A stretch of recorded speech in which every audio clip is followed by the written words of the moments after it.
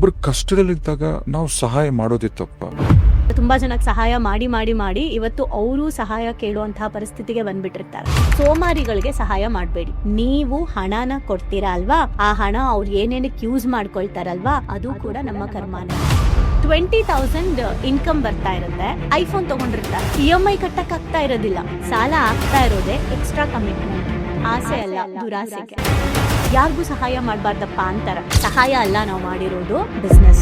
Returns expect ಮಾಡ್ತಾ ಇದೀವಿ ಅಂದ್ರೆ ಬಿಸ್ನೆಸ್ ತಾನೆ. ಯಾರು ಕೋಟಿ ಕೋಟಿ ಖರ್ಚು ಮಾಡಿ ಮದ್ವೆ ಮಾಡಿದ್ರಲ್ಲ, ನಿಮ್ಮ ಪ್ರಕಾರ ಆ ದುಡ್ಡನ್ನ ಬಡವ್ರಿಗೆ ಹಂಚ್ಬಿಡ್ಬೇಕಿತ್ತು ಅಂತ.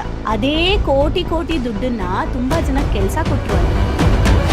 ಈಗ ನನ್ ಕ್ವಶನ್ ಏನಂದ್ರೆ, ಶ್ರೀಮಂತರು ಅಂದ್ರೆ ಯಾರು? ದುಡ್ಡಿರೋರು. ನಾನ್ ಹೇಳ್ತಿರೋದೇನಂದ್ರೆ, ಶ್ರೀಮಂತಿಕೆ ಅನ್ನೋದೇನಿದೆ, ನಿಮ್ಗೆ ಹಣದ ಜೊತೆ ಆತ್ಮ ತೃಪ್ತಿ ಎರಡು ಇದ್ರೆ ಮಾತ್ರ ಅಂತವನು ಶ್ರೀಮಂತ. ಇಮಿಡಿಯೇಟ್ ದುಡ್ಡು ಮಾಡ್ಬೇಕು, ರಾತ್ರಿ ಶ್ರೀಮಂತರಾಗ್ಬಿಡ್ಬೇಕು. ಈಗ ದುಡ್ಡು ಬರುತ್ತೆ ಅಂದ್ರೆ ಬೇಕಾದ್ರೆ ನಾನು ನನ್ನ ಮೌಲ್ಯಗಳನ್ನ ಬಿಟ್ಬಿಟ್ಟು ಹೋಗ್ಬಿಡ್ತೀನಿ. ನಿಜವಾಗ್ಲೂ ದುಡ್ಡು ಸಂಪಾದನೆ ಮಾಡೋರು ಧರ್ಮದಿಂದ ಇರ್ತಾರೆ. ನಿಮ್ಗೆ ಕ್ವಾಲಿಫಿಕೇಶನ್ ಬೇಕಾಗಿರೋದು ಪೀಪಲ್ ಎದುರುಗಡೆ, ಬಟ್ ಭಗವಂತನ ಎದುರುಗಡೆ ನೀವೆಷ್ಟು ಪ್ಯೂರಿಫಿಕೇಶನ್ ಅಲ್ಲಿ ಇದ್ದೀರಾ, ನೀವೆಷ್ಟು ಪ್ಯೂರ್ ಆಗಿದ್ದೀರಾ ಅಷ್ಟೇ ನೋಡ್ತಾನೆ ಅವನು. ತುಂಬಾ ಜನರ ಹತ್ರ ಹಣ ಇರಲ್ಲ ಅಥವಾ ಹಣ ಸೇರಲ್ಲ. ಯಾಕೆ? ಹಣದ ವಿಚಾರದಲ್ಲೂ ಸೆಲ್ಫ್ ರಿಯಲೈಸೇಷನ್ ತುಂಬಾ ಇಂಪಾರ್ಟೆಂಟ್. ಚೈಲ್ಡ್ಹುಡ್ ಟ್ರಾಮಾ ಅಂತ ನಾವೇನ್ ಟ್ರಾಮಾ ಬಗ್ಗೆ ಮಾತಾಡಿದ್ವಿ, ಮನಿ ಟ್ರಾಮಾ ಕೂಡ ಇರುತ್ತೆ. ನಮ್ಗೆಲ್ಲ ಆಗಲ್ಲ, ಅದೆಲ್ಲ ನಾವೆಲ್ಲಿ ತಗೊಳಕ್ಕಾಗುತ್ತೆ. ಈ ತರ ಮಕ್ಕಳ ಮುಂದೆ ಮಾತಾಡ್ತಾ ನಮ್ಗೆ ಒಂದು ಚೈಲ್ಡ್ಹುಡ್ ಟ್ರಾಮಾ ಅಂದ್ರೆ ನಮ್ ಕೈಲಿ ಅಚೀವ್ ಆಗಲ್ಲ, ನಮಗ್ ದುಡ್ಡು ಬರಲ್ಲ. ನಮ್ಮ ಪೂರ್ವಜರಿಂದ ಕೂಡ ಹಣಕ್ಕೆ, ನಮ್ಮ ಹಣದ ಒಂದು ಸ್ಥಿತಿಗೆ ಎಫೆಕ್ಟ್ ಆಗುತ್ತೆ. ನಾನು ಶ್ರೀಮಂತರಾಗ್ಬಿಟ್ಟು ತೋರಿಸ್ತೀನಿ ಇವ್ರಿಗೆ, ಅಲ್ಲ, ನಾನ್ ಶ್ರೀಮಂತಿಕೆ ಆಗಿ ನಿಜವಾಗ್ಲೂ ಶ್ರೀಮಂತರು ಹೀಗೂ ಬದುಕ್ತಾರೆ ಅಂತ ನಾನು ತೋರಿಸ್ತೀನಿ ಅನ್ನೋದು ಥಾಟ್. ಈ ತರ ನಾವು ಮತ್ತೆ ರೀಪ್ರೋಗ್ರಾಮಿಂಗ್ ಮಾಡ್ಕೊಂಡಾಗ ಮನಿ ಫ್ಲೋ ಓಪನ್ ಆಗುತ್ತೆ, ಟ್ರಾಮಾ ಬ್ರೇಕ್ ಆಗುತ್ತೆ.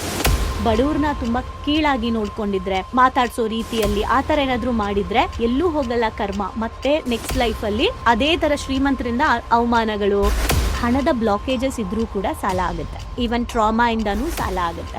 ಅಂಡ್ ನಮ್ಮ ಪಾಸ್ಟ್ ಲೈಫ್ ಸೋಲ್ ಮೆಮೊರಿಯಿಂದಾನು ಸಾಲ ಆಗುತ್ತೆ. ಗಾರೆ ಕೆಲಸ ಮಾಡ್ತಾ ಇದ್ದಾರೆ, ಒಬ್ರು ಇಂಜಿನಿಯರ್ ಇದ್ದಾರೆ. ಈಗ ಇವರಿಬ್ಬರಲ್ಲಿ ಯಾರಿಗ್ ಜಾಸ್ತಿ ಸ್ಯಾಲ್ರಿ? ತುಂಬಾ ಕಷ್ಟಪಟ್ಟು ದುಡಿತಾ ಇರೋರು ಯಾರು? ಮನೆ ಕಟ್ಟೋರು. ಹಾಗಿದ್ರೆ ಹಾರ್ಡ್ ವರ್ಕ್ ಮಾಡೋರ ಹತ್ರ ದುಡ್ಡು ಹೋಗ್ಬೇಕಲ್ವಾ? ಈಗ ಬಿಸ್ನೆಸ್ ಅಲ್ಲಿ ಯಾಕೆ ಎಲ್ಲರೂ ಸಕ್ಸಸ್ ಆಗಲ್ಲ? ಬಿಗಿನಿಂಗ್ ಅಲ್ಲಿ ಜೋಶ್, ರಾಜ ಅರಸನಾಗಕ್ಕೆ ಮುಂಚೆ ಆಳಾಗಿ ದುಡಿ ಅಂತ. ಸೊ ಯಾರು ನಿಜವಾಗ್ಲೂ ಬಿಸ್ನೆಸ್ ಅಲ್ಲಿ ಸಕ್ಸಸ್ ಆಗ್ಬೇಕಂತಿದ್ದಾರೆ, ಅವ್ರು ಫಸ್ಟ್ ಗ್ರೌಂಡ್ ವರ್ಕ್ ಮಾಡಕ್ಕೆ ರೆಡಿ ಇರಬೇಕು. ಸೊ ನೀವು ಒಂದು ಪಾರ್ಟ್ನರ್ನ ಸೆಲೆಕ್ಟ್ ಮಾಡಬೇಕಾದ್ರೆ ಫಸ್ಟು ಆ ಬಿಸ್ನೆಸ್ ಬಗ್ಗೆ ನನ್ನ ಪಾರ್ಟ್ನರ್ಗೆ ನಾಲೆಜ್ ಇದೆಯಾ, ಸೇಮ್ ಫ್ರೀಕ್ವೆನ್ಸಿ ಇದೆಯಾ ನಮ್ಮಿಬ್ರ ಮಧ್ಯ. ಪಾಸ್ಟ್ ಲೈಫ್ ಇರ್ಬೋದು, ಪಾಸ್ಟ್ ಲೈಫ್ ಮೆಮೊರಿ ಇರ್ಬೋದು, ಮಾಡಿದಂತ ಮಿಸ್ಟೇಕ್ಸ್ ಇರ್ಬೋದು, ಬ್ಲಾಕೇಜಸ್ ಏನೋ ಆಯ್ತು. ಇವಾಗ ಇದಕ್ಕೆ ಸೊಲ್ಯೂಷನ್ ಅಂದ್ರೆ ಏನು? ಆನ್ಸೆಸ್ಟರ್ಸ್ ರಿಲೇಟೆಡ್ ನೀವು ಕೆಲವೊಂದು ಬ್ಲಾಕೇಜಸ್ ನ ನೀವು ಕ್ಲಿಯರ್ ಮಾಡ್ಕೋಬೇಕು ಅಂದ್ರೆ ಅಮಾವಾಸ್ಯೆ ಪೂಜೆಗಳು ಬರುತ್ತೆ ತುಂಬಾ.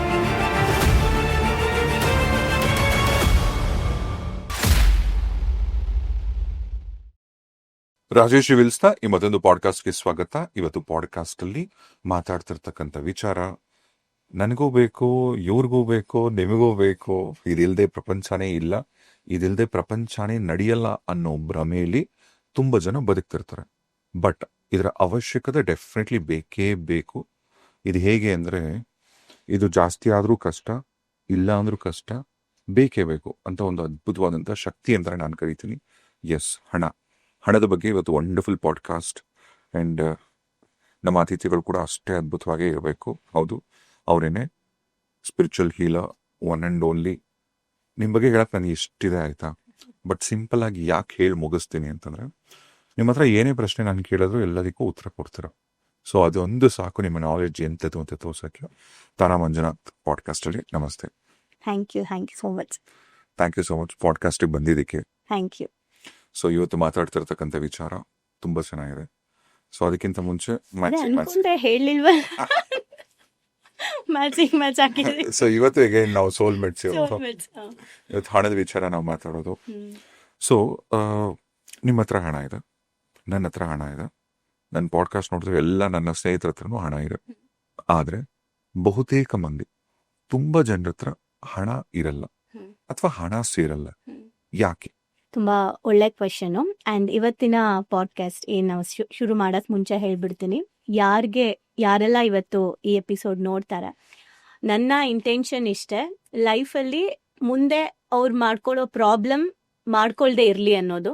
ಒಂದ್ ರೀತಿ ಇದು ಹೆಂಗೆ ಅಂದ್ರೆ, ಈ ಮುಂದೆ ಹಂಪ್ಸ್ ಇದೆ ನೀವು ಹೋಗ್ತಿರೋ ರೋಡಲ್ಲಿ ಅಂತ ಹೇಳೋ ಅಂತ ಪಾಡ್ಕಾಸ್ಟ್ ಇದು. ಸೊ ದಟ್ ಅವ್ರಿಗೆ ಅಟ್ಲೀಸ್ಟ್ ಇದನ್ನ ನೋಡಿದ್ರೆ ನನ್ನ ಲೈಫಲ್ಲಿ ಎಲ್ಲಿ ನಾನು ಬ್ರೇಕ್ ಹಾಕಬೇಕು, ಎಲ್ಲಿ ನಾನು ಏನು ಪಾರ್ಕಿಂಗ್ ಮಾಡಬೇಕು, ಎಲ್ಲವೂ ಅವ್ರು ತಿಳ್ಕೊಳ್ಳುವಂತ ಒಂದು ಪಾಡ್ಕಾಸ್ಟ್ ಇದಾಗಿರುತ್ತೆ. ಅಂಡ್ ಒಳ್ಳೆ ಕ್ವೆಶನ್ ಕೇಳಿದ್ರಿ. ಸೊ ಎಲ್ಲಾರ ಹತ್ರ ಯಾಕೆ ಹಣ ಇರಲ್ಲ ಅಂತ. ಓಕೆ, ಈಗ ಇತ್ತೀಚೆಗೆ ನಾವು ತುಂಬಾ ನೋಡ್ತಾ ಇದೀವಿ ಮನಿ ರಿಲೇಟೆಡ್ ಸಾಕಷ್ಟು ಸೆಷನ್ಸ್ಗಳು ಬರ್ತಾ ಇದೆ, ಮನಿ ವರ್ಕ್ಶಾಪ್ಸ್ಗಳು ಬರ್ತಾ ಇದೆ, ತುಂಬಾ ಕಡೆ ತುಂಬಾ ಜನ ಮನಿ ರಿಲೇಟೆಡ್ ಮಾತಾಡ್ತಾ ಇದ್ದಾರೆ. ಕರೆಕ್ಟ್ ಅಲ್ವಾ? ಸೊ ಎಲ್ಲರೂ ಹೇಳೋದೇನಂದ್ರೆ like manifestation, law of attraction work ಆಗುತ್ತೆ. ಸೊ ನೀವು ಮ್ಯಾನಿಫೆಸ್ಟೇಷನ್ ಮಾಡಿ, ಲಾ ಆಫ್ ಅಟ್ರಾಕ್ಷನ್ ಯೂಸ್ ಮಾಡಿ, ನಿಮ್ಮ ಮೈಂಡ್ ಸೆಟ್ ಚೇಂಜ್ ಮಾಡಿ, ರೀಪ್ರೋಗ್ರಾಮಿಂಗ್ ಮಾಡ್ಕೊಳ್ಳಿ, ಸಾಫ್ಟ್ವೇರ್ನ ಬದಲಾಯಿಸಿ, ನಿಮ್ಮ ಲೈಫ್ ಬದಲು ಮಾಡ್ಕೊಳ್ಳಿ ಅಂತ ಹೇಳ್ತಾನೆ ಇರ್ತಾರೆ. ಬಟ್ ಬರೀ ಮ್ಯಾನಿಫೆಸ್ಟೇಷನ್, ಲಾ ಆಫ್ ಅಟ್ರಾಕ್ಷನ್ ಖಂಡಿತ ವರ್ಕ್ ಆಗಲ್ಲ. ಇದು ತುಂಬಾ ಜನ ಎಲ್ಲಿ ಎಡುತ್ತಾ ಇದ್ದಾರೆ ಅಂತ ನಾನು ಹೇಳ್ತೀನಿ. ರಿಯಲೈಸೇಷನ್ ಆದ್ರೆ ಆಧ್ಯಾತ್ಮ ಅಂದ್ರೆ ಏನು ಅಂದ್ರೆ ರಿಯಲೈಸೇಷನ್ ಅಂತ ನಮ್ಗೆಲ್ಲ ಗೊತ್ತಿದೆ. ನಾನು ಸಾಕಷ್ಟು ಪಾಡ್ಕಾಸ್ಟ್ ಅಲ್ಲಿ ಹೇಳಿದ್ದೀನಿ. ಅಂದ್ರೆ ಸ್ವಯಂ ವಿಶ್ಲೇಷಣೆ, ನಮ್ಮನ್ನ ನಾವು ರಿಯಲೈಸ್ ಮಾಡ್ಕೊಂಡಾಗ್ಲೇನೆ ಆಧ್ಯಾತ್ಮ ನಮ್ಗೆ ಅರ್ಥ ಆಗುತ್ತೆ, ಅದೇ ಆಧ್ಯಾತ್ಮ ಅಂತ. ಸೊ ಸೇಮ್ ಹಣದ ವಿಚಾರದಲ್ಲೂ ಸೆಲ್ಫ್ ರಿಯಲೈಸೇಷನ್ ತುಂಬಾ ಇಂಪಾರ್ಟೆಂಟ್. ರಿಯಲೈಸೇಷನ್ ಮಾಡ್ಕೊಳ್ದೆ ನೀವು ಯಾವ ಮ್ಯಾನಿಫೆಸ್ಟೇಷನ್ ಮಾಡಿದ್ರು ವರ್ಕ್ ಆಗಲ್ಲ. ಅಂಡ್ ಯಾಕೆ ಇದನ್ನ ಹೇಳ್ತಿದ್ದೀನಿ ಅಂದ್ರೆ ಥೌಸಂಡ್ಸ್ ಆಫ್ ಕ್ಲೈಂಟ್ಸ್ನ ನಾನು ಕೌನ್ಸಿಲಿಂಗ್ ಮಾಡಿದ್ದೀನಿ. ಇವಾಗ ನಾನು ಕೌನ್ಸಿಲಿಂಗ್ ಮಾಡ್ತಿಲ್ಲ, ಬಟ್ ಮುಂಚೆ ನಾನು ಕೌನ್ಸಿಲಿಂಗ್ ಮಾಡಿದ್ದೀನಿ. ತುಂಬಾ ಜನರ ಸ್ಟೋರೀಸ್ನ ನಾನು ಕೇಳಿದಾಗ ಅಂಡ್ ನನ್ನ ಲೈಫ್, ನನ್ನ ಒಂದು ಜರ್ನಿ ನಾನು ನೋಡ್ಕೊಂಡಾಗ ಅಂಡ್ ಎಲ್ಲರ ಜೊತೆಗೂ ನಾನು ಯಾವಾಗ ನಾನು ಕೌನ್ಸಿಲಿಂಗ್ ಮಾಡೋ ಟೈಮಲ್ಲಿ ತುಂಬಾ ರೂಟ್ ಕಾಸಿಗೆ ಇಳಿದಾಗ ನನಗೆ ಗೊತ್ತಾಗಿರೋ ಸತ್ಯಗಳನ್ನ ಇವತ್ತು ಹೇಳ್ತಾ ಇದ್ದೀನಿ. ಓಕೆ, ಇದು ಖಂಡಿತ ಇವತ್ ನಿಮ್ಮ ಮಾತುಕತೆ ಯಾರು ಕೇಳಿಸ್ಕೊಳ್ತಿದ್ದಾರೆ ಅವರೆಲ್ಲರೂ ಅವ್ರವ್ರ ಲೈಫ್ನ ಸುಮ್ಮನೆ ನೋಡ್ತಾ ಹೋದ್ರು ಅವ್ರಿಗೆ ಗೊತ್ತಾಗುತ್ತೆ, ಹೌದಲ್ವಾ, ಇಲ್ಲ ನ್ಯಾಮಾರಿದ್ದೆ, ಹೌದಲ್ವಾ, ಇದಕ್ಕೆ ಬರ್ತಿಲ್ಲ, ಇವ್ರಿಗೆ ಇದಕ್ಕೇನು ರಾಕೆಟ್ ಸೈನ್ಸ್ ಬೇಡ, ಅಷ್ಟು ಈಸಿಯಾಗಿ ಇದು ಅರ್ಥ ಆಗುತ್ತೆ. Okay, so manifestation, law of attraction work ಆಗಲ್ಲ ರಿಯಲೈಸೇಷನ್ ಇಲ್ದೆ ಅಂತ ಹೇಳಿದೆ. ಸೊ 3 ವಿಚಾರದಲ್ಲಿ ನಾವು ಬ್ಲಾಕ್ ಮಾಡ್ಕೊಂಡಿರ್ತೀವಿ ಎನರ್ಜಿನ. ಮನಿ ಎನರ್ಜಿ ಅಂತ ನಾವು ಹೇಳ್ತೀವಿ.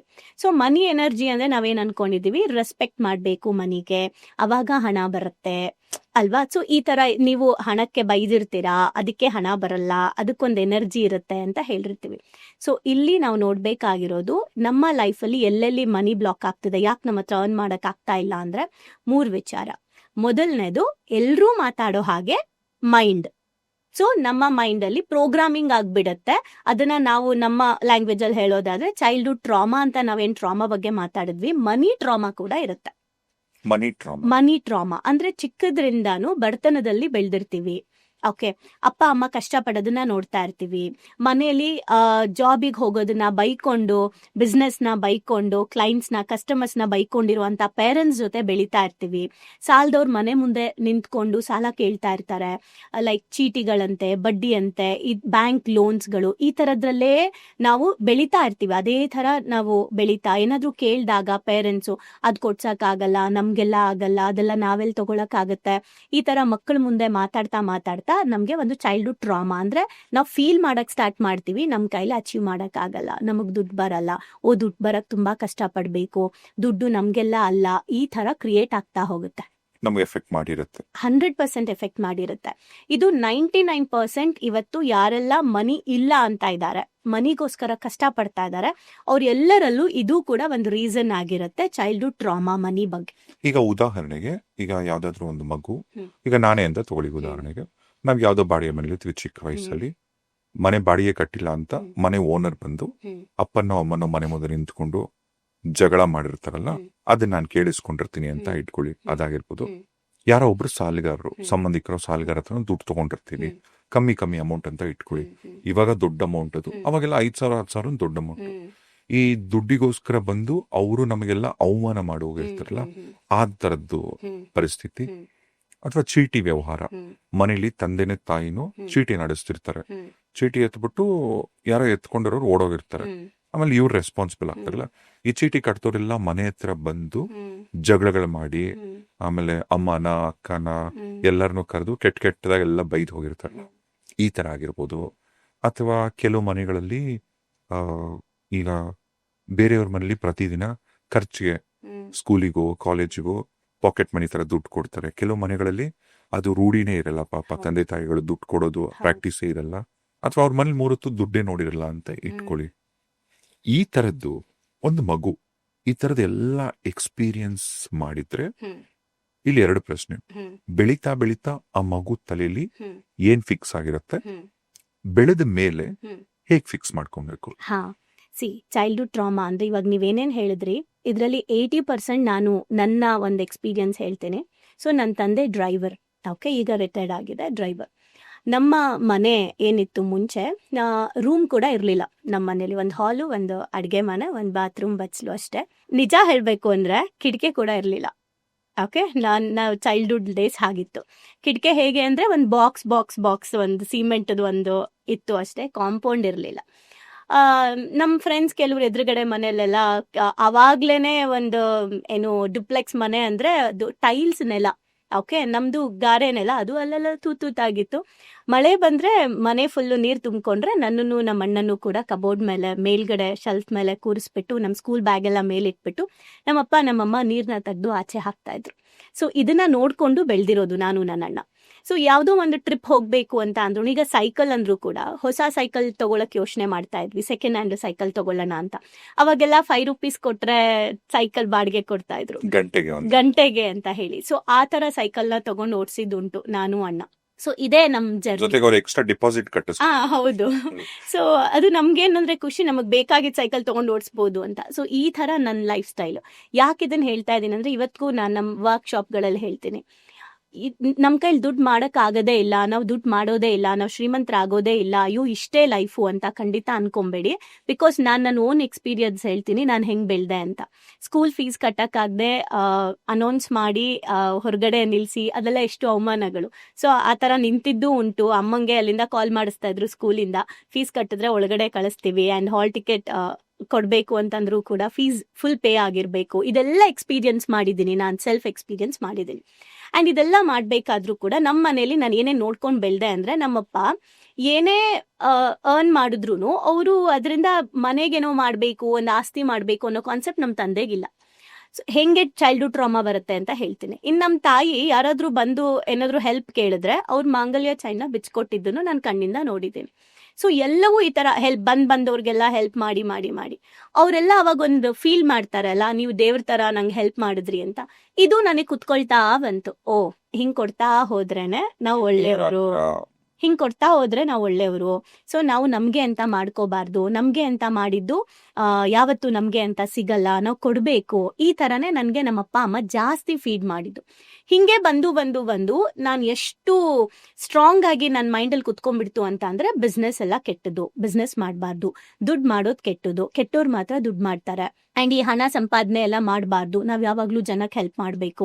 ಇದೇ ಥಾಟಲ್ಲಿ ಬಂದು ನನಗೆ ಹೆಂಗೆ ಒಂದು ಬೌಂಡ್ರಿಯಲ್ಲಿ ಬೆಳೆದ್ಬಿಟ್ಟೆ ನಾನು ಅಂದರೆ, ಜಾಬ್ ಮಾಡಬೇಕು, ಒಂದು ಸ್ಯಾಲ್ರಿ ಬರುತ್ತೆ, ಸ್ವಲ್ಪ ಮನೆಗೆ ಕೊಡಬೇಕು, ಒಂದು ಸ್ವಲ್ಪ ಸೇವಿಂಗ್ಸ್ ಮಾಡಿ ಮದುವೆಗೋ ಆ ಥರ ಏನೋ ಒಂದು ಸೇವಿಂಗ್ಸ್ ಮಾಡಬೇಕು ಅನ್ನೋ ಕಾನ್ಸೆಪ್ಟ್ ಬಿಟ್ಟರೆ, ನನಗೆ ನಾನು ಒಂದು ಕಾರ್ ತೊಗೊಬೇಕು, ನಾನು ಫ್ಲೈಟಲ್ಲಿ ಓಡಾಡಬೇಕು ಆ ಡ್ರೀಮೇ ಇಲ್ಲ. ತೀರಾ ಮಿಡಲ್ ಕ್ಲಾಸ್ ಥಾಟ್ಸ್ ಹೇಗಿರುತ್ತೆ ಹಾಗೇ ಇದ್ದಿದ್ದು. ಸೊ ಏನಕ್ಕೆ ಇದನ್ನು ಹೇಳ್ತಾ ಇದ್ದೀನಿ, ನಾನು ಹಿಂಗಾಗಿ ಆಗಿ ನನಗೆ ಕೆಲ್ಸಕ್ಕೆ ಹೋದರೆ ನನ್ನ ಬಾಸ್ ಜೊತೆ ಕಿರಿಕೋ.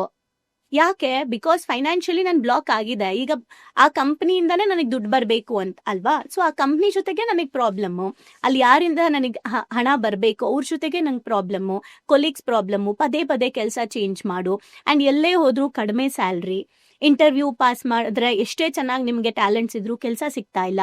ಇವೆಲ್ಲ ನಾನು ಎಕ್ಸ್ಪೀರಿಯನ್ಸ್ ಮಾಡ್ತಾನೆ ಇದ್ದೆ. ಸೊ ಈಗ ನೋಡಿ, ಇದೆಲ್ಲ ನನಗೆ ಯಾವಾಗ ಗೊತ್ತಾಯ್ತು, ನಾನು ಯಾವಾಗ ಕಲಿಯಕ್ಕೆ ಶುರು ಮಾಡಿದೆ, ಸ್ಪಿರಿಚುವಲ್ ಬರಕ್ಕೆ ಸ್ಟಾರ್ಟ್ ಮಾಡಿದೆ, ರಿಸರ್ಚ್ ಮಾಡಕ್ಕೆ ಸ್ಟಾರ್ಟ್ ಮಾಡಿದೆ, ಅವಾಗ ರಿಯಲೈಸ್ ಆಯಿತು, ಓ ಇದು ನನ್ನ ಮನಿ ಬ್ಲಾಕೇಜ್ ಅಂತ. ನಂಗೆ ಗೊತ್ತೇ ಇರಲಿಲ್ಲ ನಂಗೆ ಯಾಕೆ ಇಂಟರ್ವ್ಯೂ ಪಾಸ್ ಆಗ್ತಾ ಇಲ್ಲ, ಯಾಕೆ ಪದೇ ಕೆಲಸ ಚೇಂಜ್ ಮಾಡ್ತಿದ್ದೀನಿ, ಯಾಕೆ ಸ್ಯಾಲ್ರಿ ಹೈಕ್ ಆಗ್ತಾ ಇಲ್ಲ, ಆಮೇಲೆ ನಾನು ಎಷ್ಟೇ ಹಾರ್ಡ್ ವರ್ಕ್ ಮಾಡಿದ್ರು ನನಗೆ ಗುರುತಿಸ್ಕೊಳ್ಳೋಕ್ಕಾಗ್ತಾ ಇಲ್ಲ. ಬಿಸ್ನೆಸ್ ಬರುತ್ತೆ ಇವಾಗ, ಅದಾದ್ಮೇಲೆ ನಾನು ಬಿಸ್ನೆಸ್ ಶುರು ಮಾಡಿದೆ. ಸೊ ಬಿಸ್ನೆಸ್ ಮಾಡು, ಆ ಬಿಸ್ನೆಸ್ಸಲ್ಲಿ ಒಂದು ಹಂತಕ್ಕೆ ಬಾ, ಮತ್ತೆ ಬೀಳು, ಮತ್ತೆ ಏಳು, ಬರೀ ಇದೇ ಆಯ್ತಲ್ಲ ಲೈಫಲ್ಲಿ, ಹಣ ಬರುತ್ತೆ ಹೋಗುತ್ತೆ. ಏನಿದು ಅಂತ ನೋಡಕ್ಕೆ ಹೋದ್ರೆ ಇದು ಚೈಲ್ಡ್ಹುಡ್ ಟ್ರಾಮಾ. ಯಾಕಂದ್ರೆ ನನಗೆ ಚಿಕ್ಕದ್ರಿಂದ ನನ್ನ ಸಬ್ಕಾನ್ಷಿಯಸ್ಗೆ ಕುತ್ಕೊಂಡ್ಬಿಟ್ಟಿದೆ, ನಾನು ಹಣ ಮಾಡಬಾರ್ದು, ಇನ್ನೊಬ್ರಿಗೆ ಮಾಡಬೇಕು, ಸೇವೆ ಮಾಡಬೇಕು ಅನ್ನೋ ಥಾಟ್ ಕೂತಿದೆ. ಆಮೇಲೆ ಇನ್ನೊಂದು, ಹಾಸಿಗೆ ಇದ್ದಷ್ಟು ಕಾಲ್ ಚಾಚಬೇಕು. ಸೊ ಇದೊಂದು ಗಾದೆ ಮಾತು, ಓಕೆ, ಹಾಸಿಗೆ ಇದ್ದಷ್ಟು ಕಾಲ್ ಚಾಚಬೇಕು ಅಂತ ಅನ್ಕೊಂಡು ನಮ್ಮ ಮನೇಲಿ ಹೆಂಗ್ ಹೇಳ್ಕೊಟ್ರು ಹಾಗೇ ಮಾಡೋದು. ಸೊ ಇದು ಒಂದ್ ರೀತಿ ಏನಾಗ್ಬಿಟ್ಟಿದೆ, ಇವತ್ತು ತುಂಬಾ ಜನ ಹೆಂಗ್ ಹೇಳ್ತಾರೆ ಅಂದ್ರೆ, ಮ್ಯಾಮ್ ನಾವು ತುಂಬಾ ಒಳ್ಳೆಯವರು ಮೇಡಮ್, ಎಲ್ರಿಗೂ ಒಳ್ಳೇದ್ ಮಾಡಿದೀವಿ, ದೇವ್ರು ನಮ್ಗೆ ಯಾಕೆ ಇಷ್ಟು ಕಷ್ಟ ಕೊಟ್ಟ ಗೊತ್ತಿಲ್ಲ ಅಂತಾರೆ.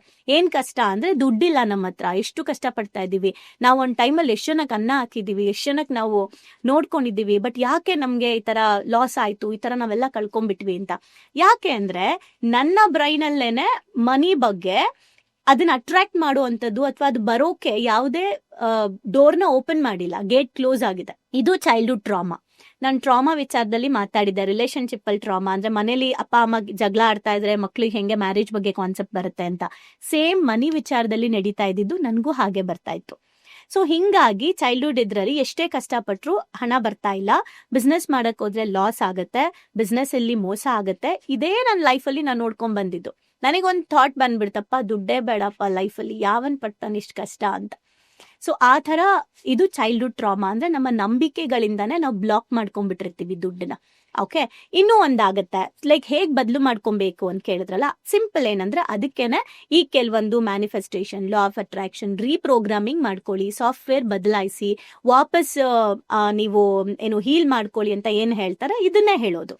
ಅದಾದ್ಮೇಲೆ ನಾನು ನನ್ನ ಚೈಲ್ಡ್ಹುಡ್ ಟ್ರಾಮಾ ಮನಿ ವಿಚಾರದಲ್ಲಿ ಕ್ಲಿಯರ್ ಮಾಡ್ಕೊಂಡ್ಮೇಲೆ ಖಂಡಿತ ಮನಿ ಫ್ಲೋ ನನ್ಗೆ ಓಪನ್ ಆಯ್ತು. ಇದು ಒಂದು. ಓಕೆ, ಎರಡನೇದು, ಇನ್ನ ಡೀಪ್ ಆಗಿ ಚೆಕ್ ಮಾಡ್ಬೇಕು ಮನಿ ಎಲ್ಲಿ ಬ್ಲಾಕ್ ಆಗ್ತಿದೆ, ಯಾಕೆ ಎಲ್ರಿಗೂ ಹಣ ಸಂಪಾದನೆ ಮಾಡಕ್ ಆಗ್ತಾ ಇಲ್ಲ ಅಂದ್ರೆ, ಅದಕ್ಕೆ ಎರಡನೇದು ಬಂದ್ಬಿಟ್ಟು ಏನಿದೆ ಅಂದ್ರೆ ಆನ್ಸಿಸ್ಟರ್ಸ್ ಪ್ರಾಬ್ಲಮ್. ಅಂದ್ರೆ ನಮ್ಮ ಪೂರ್ವಜರಿಂದ ಕೂಡ ಹಣಕ್ಕೆ, ನಮ್ಮ ಹಣದ ಒಂದು ಸ್ಥಿತಿಗೆ ಎಫೆಕ್ಟ್ ಆಗಿರುತ್ತೆ. ನಮ್ಮ ಪೂರ್ವಜರು ಹಾ. ಅಂದ್ರೆ ಅಜ್ಜಿ ತಾತ, ಅವ್ರ ಮುತ್ತಜ್ಜಿ ಆತರ ಎಲ್ಲ. ಹಾ, ಹೆಂಗೆ ಅಂದ್ರೆ ಈಗ ನಾವು ಆತ್ಮಕಥೆಗಳು ಅನ್ನೋ ಪಾಡ್ಕಾಸ್ಟ್ ಅಲ್ಲಿ ಮಾತಾಡಿದ್ವಿ, ಸೋಲ್ ಜರ್ನಿ. ಈ ಮಚ್ಚೆ ಕೂಡ ನಮ್ಮ ಅಜ್ಜಿಗಿತ್ತು, ನಿಮ್ ತಾತಂಗಿತ್ತು, ಓ ನೀನು ಅವ್ರ ತರ ಮುಗಿದ್ದೆ, ಅವ್ರ ಕಣ್ ತರ ಇದೆ, ಸೇಮ್ ನೀನು ನಮ್ ತಾತ, ನಮ್ಮ ಅಪ್ಪ ಅಲ್ಲ ನಮ್ಮ ಅಪ್ಪನ್ ತರ ಇದ್ಯಾ ನೀನು, ಜೆರಾಕ್ಸ್, ನೀನ್ ನಡೆಯೋದ್ ಹಂಗಿದೆ, ನಮ್ ಮುತ್ತಾತ ನೆನ್ಪಾಗತ್ತೆ ಅಂತ ಹೇಳ್ತಾರಲ್ಲ, ಶೈಲಿ ಕೂಡ ಬಂದೇ ಬಂದಿರುತ್ತೆ, ಕ್ಯಾರಿ ಮಾಡಿ ಬಂದಿರ್ತೀವಿ ಅಲ್ಲ, ಪ್ಯಾಟ್ರನ್ಸ್ ಗಳು. ಸೇಮ್ ಹಣದ ಸ್ಥಿತಿಯಲ್ಲೂ ಕೂಡ ನಮ್ಮ ಯಾರೋ ಆನ್ಸಿಸ್ಟರ್ಸ್ ಗಳಿಂದ ಕೂಡ ನಾವು ಆ ಪ್ಯಾಟ್ರನ್ ನ ಕ್ಯಾರಿ ಮಾಡ್ಕೊಂಡ್ ಬಂದಿರ್ತೀವಿ. ಎಕ್ಸಾಂಪಲ್ ಅಂದ್ರೆ ಅವ್ರು ಹೇಗ್ ಯೋಚನೆ ಮಾಡ್ತಿದ್ರು ಆತರ, ಅವ್ರಿಗೆ ಹೆಂಗ್ ಮನಿ ಬ್ಲಾಕ್ ಆಗಿತ್ತು ನಮಗೂ ಹಂಗೆ ಮನಿ ಬ್ಲಾಕ್ ಆಗತ್ತೆ. ಈಗ ಫಾರ್ ಎಕ್ಸಾಂಪಲ್ ನಿಮ್ಮ ಅಜ್ಜಿ ತುಂಬಾ ಕಂಜೂಸ್ ಅಂದ್ರೆ ನೀವು ಕಂಜೂಸ್ ಆಗಿರ್ತೀನಿ, ಅಥವಾ ನನಗೆ ಇವಾಗ ಫಾರ್ ಎಕ್ಸಾಂಪಲ್ ನನ್ನ ತಾಯಿಯವರ ಮನೆ ಕಡೆ ಆಯ್ತಾ, ಬರೀ ಏನು ಅಂತ ಅಂದ್ರೆ ಕೊಡೋದು ಕೊಡೋದು ಕೊಡೋದು. ಸೊ ನನ್ಗೆ ನನ್ನ ಲೈಫಲ್ಲಿ ನನ್ನ ಪ್ಯಾಟ್ರನ್ ಬರೀ ಕೊಟ್ಟು ಕೊಟ್ಟು ಕೊಟ್ಟು ಖಾಲಿ ಆಗ್ತದೆ. ಅವರು ಸಫರ್ ಆದ್ರು, ಎಲ್ಲಾ ಕೊಟ್ಟು ಖಾಲಿ ಮಾಡ್ಕೊಂಡು ಅವರು ಕೊನೆಯಲ್ಲಿ ದುಡ್ಡಿಲ್ದೇನೆ ಡೆತ್ ಆದ್ರು, ನನ್ನ ಅಮ್ಮ ಅವ್ರ ಕಡೆಯವರು. ಸೊ ಸೇಮ್ ನಮ್ಮ ಅಪ್ಪ ಕಡೆ ಕೂಡ ಅವತ್ತಿಂದ ಅವತ್ ನೋಡ್ಕೊಂಡ್ರೆ ಸಾಕು ಅನ್ನೋ ಮೈಂಡ್ ಸೆಟ್. ಸೊ ನನಗೂ ಅದೇ ಕ್ಯಾರಿ ಆಗಿದೆ. ಸೊ ನಾನು ಈ ಆನ್ಸಿಸ್ಟರ್ಸ್ ಬಗ್ಗೆ ತಿಳ್ಕೊಳಕ್ ಸ್ಟಾರ್ಟ್ ಆದಾಗ ಗೊತ್ತಾಯ್ತು, ಓ ಮನಿ ಬ್ಲಾಕೇಜ್ ಅಲ್ಲಿ ನಮ್ಮ, ಈಗ ನಿಮ್ಗೆ ಸಿಂಪಲ್ ಆಗಿ ಹೇಳ್ಬೇಕು ಅಂದ್ರೆ, ಈಗ ಮಾರ್ವಾಡಿಸ್ ಕರೆಕ್ಟಾ, ಅವ್ರು ಹೆಂಗೆ ಅದ್ರಲ್ಲಿ 99% ಎಲ್ರು ಬಿಸ್ನೆಸ್ ಅಲ್ಲೇ ಇರ್ತಾರೆ, ಎಲ್ಲೋ ಕೆಲವ್ರು ಮಾತ್ರ ಜಾಬ್ ಅಲ್ಲಿ ಇರ್ತಾರೆ. ಮಾರ್ವಾಡೀಸ್ ಅವ್ರು ಮಾತ್ರ ಹೆಂಗ್ ಶ್ರೀಮಂತರಾಗ್ತಾರೆ, ಅವ್ರ ಹತ್ರ ಹೆಂಗ್ ಮನಿ ಫ್ಲೋ ಆಗುತ್ತೆ. ಅವ್ರ ಚೈಲ್ಡ್ಹುಡ್ ಟ್ರಾಮಾನು ಇರಲ್ಲ ಮನಿ ಬಗ್ಗೆ. ಯಾಕೆ ಅಂದ್ರೆ ಮನಿ ಬಗ್ಗೆ ಅವ್ರಿಗೆ ಚಿಕ್ಕದ್ರಿಂದ ಮನಿ ಅವ್ರಿಗೆ ಕಾಮನ್ ಆಗಿರುತ್ತೆ. ಡೈಲಿ ರೊಟೀನ್ ಹೆಂಗೋ, ನಮ್ಗೆ ಊಟ ಹೆಂಗ್ ಮಾಡ್ಬೇಕು, ಸ್ನಾನ ಹೆಂಗ್ ಮಾಡ್ಬೇಕು, ಅವ್ರಿಗೆ ದುಡ್ಡು ಹಂಗ್ ಮಾಡ್ಬೇಕು, ಆ ತರ ಮಾರ್ವಾಡೀಸ್ಗೆ ಅದು ಕಾಮನ್ ಆಗಿರುತ್ತೆ. ನಾವ್ ಹೇಳ್ತೀವಿ ಮನಿ ಅಂದ್ರೆ ಒಂದು ಎನರ್ಜಿ ಅಂತ, ಅವ್ರು ಹೆಂಗೆ ಹೇಳ್ತಾರೆ ಅಂದ್ರೆ ಮನಿ ಅಂದ್ರೆ ನೀನ್ ಕೆಲಸ ಮಾಡೋ ಬರುತ್ತೆ, ಸಿಂಪಲ್. ಸೊ ಅವ್ರಿಗೆ ಅದು ಸಿಂಪಲ್ ಆಗಿರುತ್ತೆ, ನಾವ್ ಅದನ್ನ ಕಾಂಪ್ಲಿಕೇಟ್ ಆಗಿ ನೋಡ್ತಾ ಇದೀವಿ. ಮಾರ್ವಾಡೀಸ್ ಫ್ಯಾಮಿಲಿ ನೀವು ಯಾರನ್ನಾದ್ರೂ ನೋಡಿ, ಚಿಕ್ಕ ವಯಸ್ಸಿಂದನೇ ಅವ್ರು ಬಿಸ್ನೆಸ್ ಕಲ್ತಿರ್ತಾರೆ. ಸ್ಕೂಲ್ ಮುಗಿಸ್ಕೊಂಡ್ ಬಂದು ಜ್ಯುವೆಲರಿ ಶಾಪ್ಗೆ ಹೋಗ್ತಾರೆ ಮಕ್ಕಳುಗಳು ಕೆಲಸ ಮಾಡಕ್ಕೆ, ಸ್ಕೂಲ್ ಮುಗಿಸ್ಕೊಂಡ್ ಬಂದು ಬ್ಯಾಂಗಲ್ ಸ್ಟೋರ್ ಅಲ್ಲಿ ಇರ್ತಾರೆ, ಬಟ್ಟೆ ಶಾಪು, ಎಲ್ಲವೂ ಕೂಡ. ಅಂದ್ರೆ ಮನಿ ಡಿಸಿಪ್ಲಿನು, ಮನಿಗ್ ಬೇಕಾಗಿರೋ ತಾಳ್ಮೆ ಅಂಡ್ ಮನಿಗ್ ಬೇಕಾಗಿರುವಂತಹ ಆಟಿಟ್ಯೂಡ್ ಅವ್ರಿಗೆ ಚೈಲ್ಡ್ಹುಡ್ ಇಂದ ಡೆವಲಪ್ ಆಗಿರುತ್ತೆ ಮಾರ್ವಾಡೀಸ್ಗೆ. ಹಣದ ವಿಚಾರದಲ್ಲಿ ಇನ್ನೊಂದೇನು ಅಂದ್ರೆ, ತುಂಬಾ ಜನರು ಈಗ ಚಿಕ್ಕ ವಯಸ್ಸಲ್ಲಿ ತುಂಬಾ ಜನ ಕನೆಕ್ಟ್ ಮಾಡ್ಕೊಂಡ್ರೆ, ಈಗ ಯಾರಾದ್ರೂ ಶ್ರೀಮಂತರು ಇರ್ತಾರೆ ಅಂತ ಇಟ್ಕೊಳ್ಳಿ ನಿಮ್ ಬೀದಿಲಿ, ಅವ್ರ ಮನೆಗೆ ನೀವು ಒಂದು ಮಕ್ಕಳಲ್ಲಿ ಟಿವಿ ನೋಡಕ್ಕೆ ಹೋಗ್ತಿರ್ತೀರಾ, ಆಟ ಆಡಕ್ ಹೋಗ್ತಿರ್ತೀರಾ ಅಂತ ಇಟ್ಕೊಳ್ಳಿ. ಅದ್ ಹೇಗಿರತ್ತೆ ಅಂದ್ರೆ, ಹಣ ಇರ್ತಾರಲ್ಲ ತುಂಬಾ ಜನರು ಶ್ರೀಮಂತರು, ಮುಖ ಒಂಥರ ಗಂಟು ಹಾಕೊಂಡಿರ್ತಾರೆ, ಒಂಥರ ಮನೆ ಹೆಂಗಸ್ರಾಗ್ಬೋದು ಗಂಡಸ್ರಾಗ್ಬೋದು, ಏನೋ ಒಂದ್ ದರ್ಪ, ಅವ್ರು ಮಾತಾಡೋದು, ಅವ್ರು ನೋಡೋ ರೀತಿ ಎಲ್ಲ ಏನೋ ಅದಂತರ ಗೊತ್ತಾ ಶ್ರೀಮಂತಿಕೆ ಅಂತ. ತುಂಬಾ ಒಂಥರ ಅವ್ರ ಆಟಿಟ್ಯೂಡ್ಗಳೇ ಚೆನ್ನಾಗಿರಲ್ಲ. ಅದು ಒಂದ್ ಕ್ಯಾಟಗರಿ. ಆದ್ರೆ ಇನ್ ಕೆಲವ್ರು ಇರ್ತಾರೆ ನಿಜವಾಗ್ಲೂ ಎಷ್ಟು ದೊಡ್ಡ ಹಣವಂತರ, ಅದು ಸಿಂಪಲ್ ಆಗಿ ಎಲ್ಲರೂ ಬಾಯಿ ತುಂಬಾ ಮಾತಾಡಿಸ್ತಾರೆ, ತುಂಬಾ ಚೆನ್ನಾಗಿ ಟ್ರೀಟ್ ಮಾಡ್ತಾರೆ. ಬಟ್ ಇಂಥ ಜನಗಳು ತುಂಬಾ ಕಮ್ಮಿ. ಈ ಶ್ರೀಮಂತರು ತುಂಬಾ ದುಡ್ಡಿರೋ ಬಿಹೇವಿಯರೇ ಒಂಥರ ವಿಚಿತ್ರ, ಒಂಥರ ಬೇಜಾನ್ ಗಾಂಚಲಿ ಇರತ್ತೆ. ಅದು ಚಿಕ್ಕ ವಯಸ್ಸಲ್ಲಿ ತುಂಬಾ ಜನ ಮಕ್ಕಳಿಗೂ ಒಂಥರ ಅಫೆಕ್ಟ್ ಮಾಡಿರುತ್ತೆ ಅಲ್ವಾ? ಹೌದು. ಹಣ ಇರೋರು ಅಂದ್ರೆ ಅಲ್ಲ, ನೀವು ನನ್ ಸ್ಟೋರಿ ಹೇಳ್ತಾ ಇದ್ದೀರಾ? ನಿಮ್ ಅಲ್ಲ, story ಜನರಲ್ ಹೇಳ್ತಾ ನಾನು ಇದ್ದೀರಾ? ಹೇಳ್ತಿರೋದು. ಅಲ್ಲ, ಇದು ನನ್ ಸ್ಟೋರಿ, ಅದಕ್ಕೆ ಹೇಳ್ತಾ ಇದ್ದೆ. ಓ, ನಿಮ್ ಸ್ಟೋರಿನೂ ಹಿಂಗೇನಾ? Okay. ನಾವು ಲೈಕ್ ನೀವು ಆಗ್ಲೇ ಹೇಳ್ದಂಗೆ ನಮ್ಮ ಮನೆ ಹೆಂಗಿತ್ತಲ್ವಾ. ಸೊ ಲೈಕ್ ಯಾವ್ದಾದ್ರು ರಿಲೇಟಿವ್ ಮನೆಗೆ ಹೋದಾಗ ನಂಗೆ ನೆನಪಿದೆ. ಸೊ ಹೋದಾಗ ಅವ್ರ ಸೋಫಾ ಮೇಲೆ ಕೂರ್ಸಕ್ಕೂ ಕೂಡ ಲೈಕ್ ನಾವೇನಾದ್ರು ಮಕ್ಕಳು ಗೊತ್ತಾಗಲ್ಲ ಅಲ್ಲ, ನಾವು ಕಾಲೇನಾದ್ರು ಹಾಕೊಂಡು ಕೂತ್ಕೊಂಡ್ರೆ ಕಾಲ್ ಕೆಳಗಡೆ ಇಟ್ಕೊಂಡು ಕೂತ್ಕೊಳ್ಳಿ ಅಂತ ಹೇಳೋದು. ನಮ್ಮ ಚಿಕ್ಕ ವಯಸ್ಸಲ್ಲಿ ಗೊತ್ತಾಗ್ತಾ ಇರ್ಲಿಲ್ಲ. ನಾವು ಬೇರೆಯವ್ರ ಮನೆಗೆ ಹೋದಾಗ ತುಂಬಾ ಕ್ಲೋಸ್ ಇದ್ರೆ ಹೆಂಗ್ ಎಲ್ಲಾ ಕಡೆ ಓಡಾಡ್ಕೊಂಡು ಮಾತಾಡಿಸ್ತೀವಿ, ಅವ್ರ ಮನೆಗೆಲ್ಲ ಹೋದ ಅಲ್ಲಿರಿ ತಂದ್ಕೊಡ್ತೀನಿ ಅಂತ ಹೇಳೋದು, ಇದೆಲ್ಲ ಎಕ್ಸ್ಪೀರಿಯನ್ಸ್ ಆಗಿದೆ. ನಮ್ಮಮ್ಮ ಹೇಳ್ಬಿಡ್ತಾ ಇದ್ರು, ಅವ್ರ ಮನೆಗೆ ಹೋದಾಗ ನೀನ್ ಎಲ್ಲೂ ಓಡಾಡಬಾರ್ದು, ಎಲ್ಲೂ ಒಳಗಡೆ ಹೋಗ್ಬಾರ್ದು, ಅಲ್ಲೇ ಕುತ್ಕೋಬೇಕು ಅಂತ. ಒಂಥರ ಹೆಂಗ್ ಆಗ್ಬಿಟ್ಟಿತ್ತು ಅಂತ ಅಂದ್ರೆ ನಾವೇನೋ ನಾವು ಬಹಳ ಕೆಳಗಡೆ ಇದೀವೇನೋ, ಇವ್ರ ಹತ್ರಕ್ ಬರಕ್ಕೆ ಆಗಲ್ವೇನೋ ಅನ್ನೋ ಥಾಟ್ ತುಂಬಾ ಸ್ಟ್ರಾಂಗ್ ಆಗಿ ಕೂತಿತ್ತು. ಅಂಡ್ ನೀವು ನಂಬಲ್ಲ, ನಾನು ಈ ರಿಚ್ ಪೀಪಲ್ನ ತುಂಬಾ ಹೇಟ್ ಮಾಡ್ತಾ ಇದ್ದೆ. ಹಿಂಗೆ ಮಕ್ಳಿಗೆ ಟ್ರಾಮಾ ಕ್ರಿಯೇಟ್ ಆಗೋದು. ಓಕೆ, ಅಂಡ್ ಯಾಕೆ ಇದನ್ನ ಹೇಳ್ತಾ ಇದ್ದೀನಿ ಅಂದ್ರೆ, ಯಾವಾಗ ನಾವು ಲರ್ನಿಂಗ್ ಬರ್ತೀವಿ, ಎಕ್ಸಾಂಪಲ್ ಈಗ ನಾವು ಬಾಡಿಗೆ ಮನೇಲಿ ಇದ್ದಾಗ ಓನರ್ ನಮ್ಗೆ ತುಂಬಾ ಟಾರ್ಚರ್ ಕೊಟ್ಟಿರ್ತಾರೆ, ತುಂಬಾ ನಾನು ಓನರ್ ಅನ್ನೋ ತರ ಬಾಡಿಗೆ ಅವ್ರನ್ನ ತುಂಬಾ ಕೀಳಾಗಿ ನೋಡ್ಕೊಂಡಿರ್ತಾರೆ ಅಂತ ಅನ್ಕೊಳ್ಳಿ, ಆಯ್ತಾ? ನಾನು 2 ತರ ಯೋಚನೆ ಮಾಡ್ಬೋದು. ನಾಲೆಜ್ ಇಲ್ಲ ಅಂದ್ರೆ ಇವ್ರದೊಬ್ಬರದೇನ ಮನೆ ಅಂತ ಬೈಕೊಂಡು ಮಾಡ್ತೀವಿ. ನಾವು ಸ್ವಂತ ಮನೆ ಮಾಡಿದಾಗ ಅವ್ರ ತರನೇ ಬಿಹೇವ್ ಮಾಡ್ತೀವಿ, ನಾಲೆಜ್ ಇಲ್ಲ ಅಂದ್ರೆ. ಬಟ್ ನಾಲೆಜ್ ಇದ್ರೆ, ನಾನೇನಾದ್ರು ಸ್ವಂತ ಮನೆ ಮಾಡಿದ್ರೆ ನಮ್ಮ ಮನೆಗೆ ಬಾಡಿಗೆಗೆ ಬರೋರ್ನ ಏನ್ ಹೇಳ್ತಾರೆ, ಬಹಳ ರೆಸ್ಪೆಕ್ಟ್ ಇಂದ ನೆಡ್ಸ್ಕೊಳ್ತೀನಿ ಅನ್ನೋ ಥಾಟ್ ಹಾಕೊಳ್ತೀನಿ. ನಾಲೆಜ್ ಇದ್ರೆ, ನಮ್ಗೆ ಆ ಭಾವನೆ ಇದ್ರೆ. ಆ ತರ ಓನರ್ ಜೊತೆಗೂ ನಾವು ಫೈಟ್ ಮಾಡ್ಕೊಂಡು ಬಂದಿದೀವಿ ಬಾಡಿಗೆ ಮನೇಲಿ ಇದ್ದಾಗ. ಇವತ್ ನಾವು ಬಾಡಿಗೆ ಕೊಟ್ಟಿದೀವಿ ಮನೇನ. ಸೊ ಒಂದು ಚೂರು ಕ್ಲಾಶ್ ಇಲ್ಲ. ಅವ್ರನ್ನ ನಮ್ಮನೆಯವ್ರ ತರನೇ ಅವರು ನಮ್ಮನ್ನ ಆ ತರನೇ ಟ್ರೀಟ್ ಮಾಡ್ತಾರೆ. ಯಾಕೆ ಅಂದ್ರೆ ನಾವು ಬಾಡಿಗೆಲಿದ್ದಾಗ ಏನ್ ಸಫರ್ ಆದ್ವಿ, ಆ ತರ ನಮ್ಮನೆಗೆ ಬರೋರು ಸಫರ್ ಆಗ್ಬಾರ್ದು ಅಂತ. ಸೊ ಇದನ್ನ ನಾಲೆಜ್ ಮೂಲಕ ನೀವು ಸಂಪಾದಿಸೋಕೆ ಸಾಧ್ಯ. ಫಾರ್ ಎಕ್ಸಾಂಪಲ್ ನೋಡಿ, ನೀವು ಎಷ್ಟೇ ಕಷ್ಟದಲ್ಲಿ ಬೆಳ್ದಿರಿ, ಆಯ್ತಾ? ಈಗ ನಾನಾಗಿರ್ಬೋದು, ನೀವಾಗಿರ್ಬೋದು, ನಮ್ ಪಾಸ್ಟ್ ಅಲ್ಲಿ ಏನೇನೆಲ್ಲ ಸಫರಿಂಗ್ ಅಲ್ಲಿ ಬಂದಿರ್ತೀವಿ, ಬಡತನದಿಂದ ಬಂದಿರ್ತೀವಿ. ಇವತ್ ನಮ್ಮ ಹತ್ರ ಆ ಬಡತನ ಇಲ್ಲ. ಇವತ್ ನಮ್ಮ ಹತ್ರ ಮನೆ ಇದೆ, ಕಾರ್ ಇದೆ, ದುಡ್ಡಿದೆ. ಆಯ್ತು, ಹೇಗ್ ಬಂತು ಹಾಗಿದ್ರೆ? ನಾವಿಬ್ರು ಅಂತ ಅಲ್ಲ, ಇವತ್ ಜಗತ್ತಲ್ಲಿ ಎಷ್ಟು ಜನ ಏನೂ ಬ್ಯಾಕ್ ಗ್ರೌಂಡ್ ಇಲ್ದೇ ಇದ್ದವರು ಇವತ್ ಎಷ್ಟು ಹಣ ಸಂಪಾದನೆ ಮಾಡಿಲ್ಲ. ಹಾಗಿದ್ರೆ ಅವ್ರಿಗೆಲ್ಲ ಚೈಲ್ಡ್ಹುಡ್ ಟ್ರಾಮಾ ಇರಲ್ವಾ ಅಂತ ನೀವು ಕೇಳ್ಬೋದು ಅಲ್ವಾ? ಸೊ ಚೈಲ್ಡ್ಹುಡ್ ಟ್ರಾಮಾನ ಅವರು ಬ್ರೇಕ್ ಮಾಡ್ಕೊಂಡಿರ್ತಾರೆ. ನಿಮ್ಗೂ ಇತ್ತು, ನನ್ಗೂ ಇತ್ತು. ಹೌದು. ಸೊ ನನ್ಗೂ ಇತ್ತು, ನಾನ್ ಬ್ರೇಕ್ ಮಾಡ್ಕೊಂಡೆ. ಓಕೆ, ಇದು ಅವಾಗಾಗಿದ್ದು, ಇದು ನನ್ನ ಪೇರೆಂಟ್ಸ್ಗಾಗಿದ್ದು, ನನಗಾಗ್ಬೇಕಾಗಿಲ್ಲ. ನಾನೀಗ ನನ್ನ ಥಾಟ್ಸ್ ನ ಚೇಂಜ್ ಮಾಡ್ಕೊಳ್ತೀನಿ, ನನ್ನ ಥಿಂಕಿಂಗ್ ವೇ ನಾನು ಚೇಂಜ್ ಮಾಡ್ತೀನಿ ಅಂತ ನಾನು ಯಾವಾಗ ನನ್ ರೀಪ್ರೋಗ್ರಾಮಿಂಗ್ ಮಾಡ್ಕೊಳ್ತೀನಿ, ಮತ್ತೆ ಹಣ ಫ್ಲೋ ಆ ಕಡೆ ತಿರ್ಕೊಳಕ್ ಸ್ಟಾರ್ಟ್ ಆಗುತ್ತೆ. ಈಗ ಶ್ರೀಮಂತರು, ನಾನೇನಾದ್ರು ತುಂಬಾ ರಿಚ್ ಆದ್ರೆ ನನ್ ರಿಚ್ನೆಸ್ ಜೊತೆ ನಾನು ಸಿಂಪಲ್ ಆಗಿರ್ತೀನಪ್ಪ ಅಂತ ನಾನು ಥಾಟ್ ಹಾಕೊಂಡ್ರೆ ನಾನು ಆ ತರ ರಿಚ್ ಆಗ್ತೀನಿ. ನಾನು ನಮ್ಮ ವರ್ಕ್ಶಾಪ್ ಅಲ್ಲಿ ಕೇಳ್ತಾ ಇರ್ತೀನಿ. ಒಂದು ಕಾಮಿಡಿ ಹೇಳ್ತೀನಿ. ವರ್ಕ್ಶಾಪ್ ಅಲ್ಲಿ ನಾನು ಎಲ್ರಿಗೂ ಹೇಳ್ದೆ, ಶ್ರೀಮಂತರು ಹೆಂಗ್ ನಡೀತಾರೆ, ಶ್ರೀಮಂತರು ಹೆಂಗ್ ಕುತ್ಕೋತಾರೆ, ಬನ್ನಿ ಯಾರಾದ್ರೂ ತೋರಿಸಿ ಅಂತ. ತುಂಬಾ ಜನ ಸ್ಟೇಜ್ ಮೇಲೆ ಬಂದು ಅವ್ರು ಓಡಾಡಿದ್ದು, ಕೈ ಇಟ್ಕೊಂಡು ಓಡಾಡಿದ್ದು, ಆಮೇಲೆ ಕುತ್ಕೊಳ್ಳಿ ಅಂದ್ರೆ ಕಾಲ್ ಮೇಲೆ ಕಾಲ್ ಹಾಕೊಂಡೆಲ್ಲ ಕೂತ್ಕೊಂಡ್ರು. ಎಲ್ಲ ಹಂಗೆ ತೋರ್ಸಿದ್ರು ನಾರ್ಮಲ್ ಆಗಿ, ಫುಲ್ ಹಿಂಗೆಲ್ಲ ಅನ್ಕೊಳ್ಳೋದು ಎಲ್ಲ ಮಾಡ್ತಾ ಇದ್ರು. ಓಕೆ, ಹೋಗಿ ಕುತ್ಕೊಳ್ಳಿ ಅಂದ್ಬಿಟ್ಟು ನಾನು ಅವ್ರಿಗೆ ಹೇಳ್ದೆ, ಶ್ರೀಮಂತರೆಲ್ಲ ಹಿಂಗೆ ನಾ ನಡೆಯೋದು, ಶ್ರೀಮಂತರೆಲ್ಲ ಹಿಂಗೆ ನಾ ಕುತ್ಕೊಳ್ಳೋದು ಅಂದ್ಬಿಟ್ಟು ನಾನು ಕೆಲವ್ರು ಫೋಟೋಸ್ ಹಾಕ್ದೆ ನಮ್ಮ ವರ್ಕ್ಶಾಪ್ ಅಲ್ಲಿ. ಅಂದ್ರೆ ಸುಧಾಮೂರ್ತಿ ಮೇಡಮ್ ಆಗಿರ್ಬೋದು, ರಾಘವೇಂದ್ರ ಸ್ವಾಮಿ ಮಠದಲ್ಲಿ ತರಕಾರಿ ಅಲ್ವಾ, ಆ ತರದೆಲ್ಲ ಫೋಟೋ ಹಾಕ್ದೆ. ಇವರೆಲ್ಲ ಶ್ರೀಮಂತರಲ್ವಾ ಅಂತ ಕೇಳ್ದೆ. ಹೌದು ಅಂದ್ರು. ಬಟ್ ನಮ್ ತಲೆಯಲ್ಲಿ ಏನಿದೆ, ಶ್ರೀಮಂತರಂದ್ರೆ ಹಿಂಗೆ ನಡೀತಾರೆ, ಹಿಂಗೆ ಕೂತ್ಕೋತಾರೆ. ಅಂದ್ರೆ ನೀನು ಆ ತರ ಶ್ರೀಮಂತರನ್ನ ಅಟ್ರಾಕ್ಟ್ ಮಾಡ್ತಾ ಇದ್ಯಾ, ಇಂಥವ್ರನ್ನ ನೋಡು. ಸೊ ಅಂತವ್ರನ್ನ ಅಟ್ರಾಕ್ಟ್ ಮಾಡ್ತಿದ್ಯಾ, ಅದನ್ನ ಹೇಟ್ ಮಾಡ್ತಾ ಇದ್ಯಾ. ಸೊ ಮನಿ ಬ್ಲಾಕ್ ಮಾಡ್ತಾ ಇದ್ಯಾ. ನೀನು ಹಣ ನಿನ್ನ ಹತ್ರ ಬಂದಾಗ ನೀನ್ ಹೇಗಿರ್ಬೇಕು ಅಂತ ನಿನ್ ತಲೆಯಲ್ಲಿ ಇದೆಯಲ್ಲ, ಆ ತರದ ಶ್ರೀಮಂತರಿದಾರಲ್ವಾ ನಮ್ ಜಗತ್ತಲ್ಲಿ, ಅಂತವ್ರನ್ನ ನೋಡು ನೀನು. ಟಾಟಾ ಅವ್ರೆಷ್ಟು ಸಿಂಪಲ್ ಆಗಿದ್ರು, ಅಂತವ್ರನ್ನ ನೋಡು ನೀನು. ಸೊ ಇದು ನಮ್ಗೆ ರೀಪ್ರೋಗ್ರಾಮಿಂಗ್ ಮಾಡ್ಕೊಳ್ಳೋದು. ಇಲ್ಲಿ ನಾನು ನಂದು 2 ವಿಚಾರನ, ವೈಯಕ್ತಿಕ ಎಕ್ಸ್ಪೀರಿಯನ್ಸ್ ನ ಇಲ್ಲಿ ನಾನು ಶೇರ್ ಮಾಡ್ಬೇಕು.